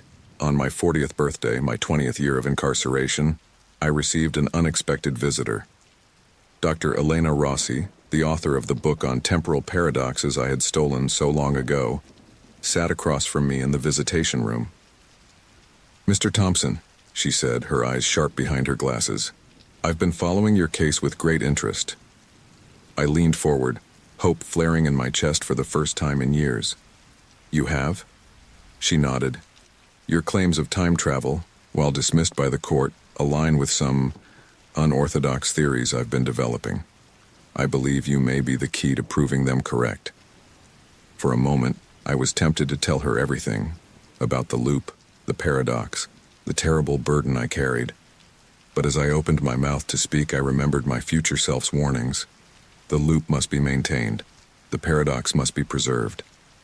"I'm sorry, Dr. Rossi," I said, forcing a rueful smile. "But I'm afraid I can't help you. My theories were just the delusions of a guilty man trying to escape responsibility for his actions." The disappointment on her face was palpable. "I see. Well, if you ever change your mind." She slid a business card across the table. I pocketed it, knowing I would never use it. Some truths were too dangerous to share. As my release date approached, a strange calm settled over me. I had spent 2 decades preparing for this moment, hardening myself for what was to come. The cycle would continue, as it always had, as it always must. The night before my release, I lay in my bunk, staring at the ceiling. Frank's snores filled our small cell, a sound that had become as familiar to me as my own breathing over the years. "Hey, Frank," I whispered, not sure if he was really asleep or not. "Thanks for everything." There was a pause in the snoring. "Don't mention it, kid," came the gruff reply. "Just do better out there, yeah?" I closed my eyes, a lump forming in my throat. If only he knew. The next morning, as I prepared to leave my cell for the last time, I noticed something on my desk that hadn't been there before. A pen and a sheet of paper, crisp and white against the dull gray of the cell. With a heavy heart, I sat down and began to write. The words flowed easily, as if I had written them 100 times before. Perhaps I had. "Dear Jake, if you're reading this, then the cycle continues. I know you're confused, afraid, and angry. I know you think you can change things, break the loop, save that innocent man's life. But you can't. We can't. The loop must be maintained. The paradox must be preserved. It's the only way to prevent an even darker future. I won't lie to you. The path ahead is difficult. You will be asked to make impossible choices, to bear unbearable burdens. But know that every sacrifice, every terrible act, serves a greater purpose. We are the guardians of a future we'll never see. The unsung heroes of a war fought across the very fabric of time itself. Trust yourself. Trust the process. And when the moment comes, be ready to make the ultimate sacrifice. The world depends on it. J. I folded the letter carefully, sealing it in an envelope. I knew exactly where to leave it, when to leave it, to ensure it would reach my past self at the crucial moment. As the cell door opened for the last time, I took one final look around. This small space had been my home, my prison, my crucible for 2 decades. I had entered a naive young man, certain of my own moral righteousness. I was leaving. Something else. Someone else. "Ready to go, Thompson?" the guard asked, his voice gruff but not unkind. I nodded, stepping out into the corridor. Ready as I'll ever be. As I walked through the prison gates, blinking in the bright sunlight of freedom, I felt the weight of destiny settling onto my shoulders. The cycle would continue, the loop would be maintained, and I would play my part no matter the cost. The world around me had changed in my absence. Cars looked sleeker, buildings taller, people engrossed in devices I could barely comprehend. But none of it mattered. My path was set, my purpose clear. I hailed a taxi, giving the driver an address I had memorized 2 decades ago. As the city streamed by outside the window, I allowed myself a small, grim smile. The cycle continues, I thought. And so must I. The taxi pulled up to a nondescript office building. I paid the fare and stepped out, straightening the cheap suit the prison had provided for my release. This was it. The beginning of the end. Or perhaps the end of the beginning. As I pushed through the revolving doors, I caught a glimpse of my reflection. Gray hair at my temples, lines etched deep around my eyes and mouth. I looked every bit the man who had visited me in that cabin so long ago. The man I had become. "Can I help you?" the receptionist asked as I approached the desk. I nodded, my voice steady as I spoke the words that would set everything in motion once again. "My name is Dr. Jacob Thompson. I'm here about the research position in temporal mechanics." The cycle continues.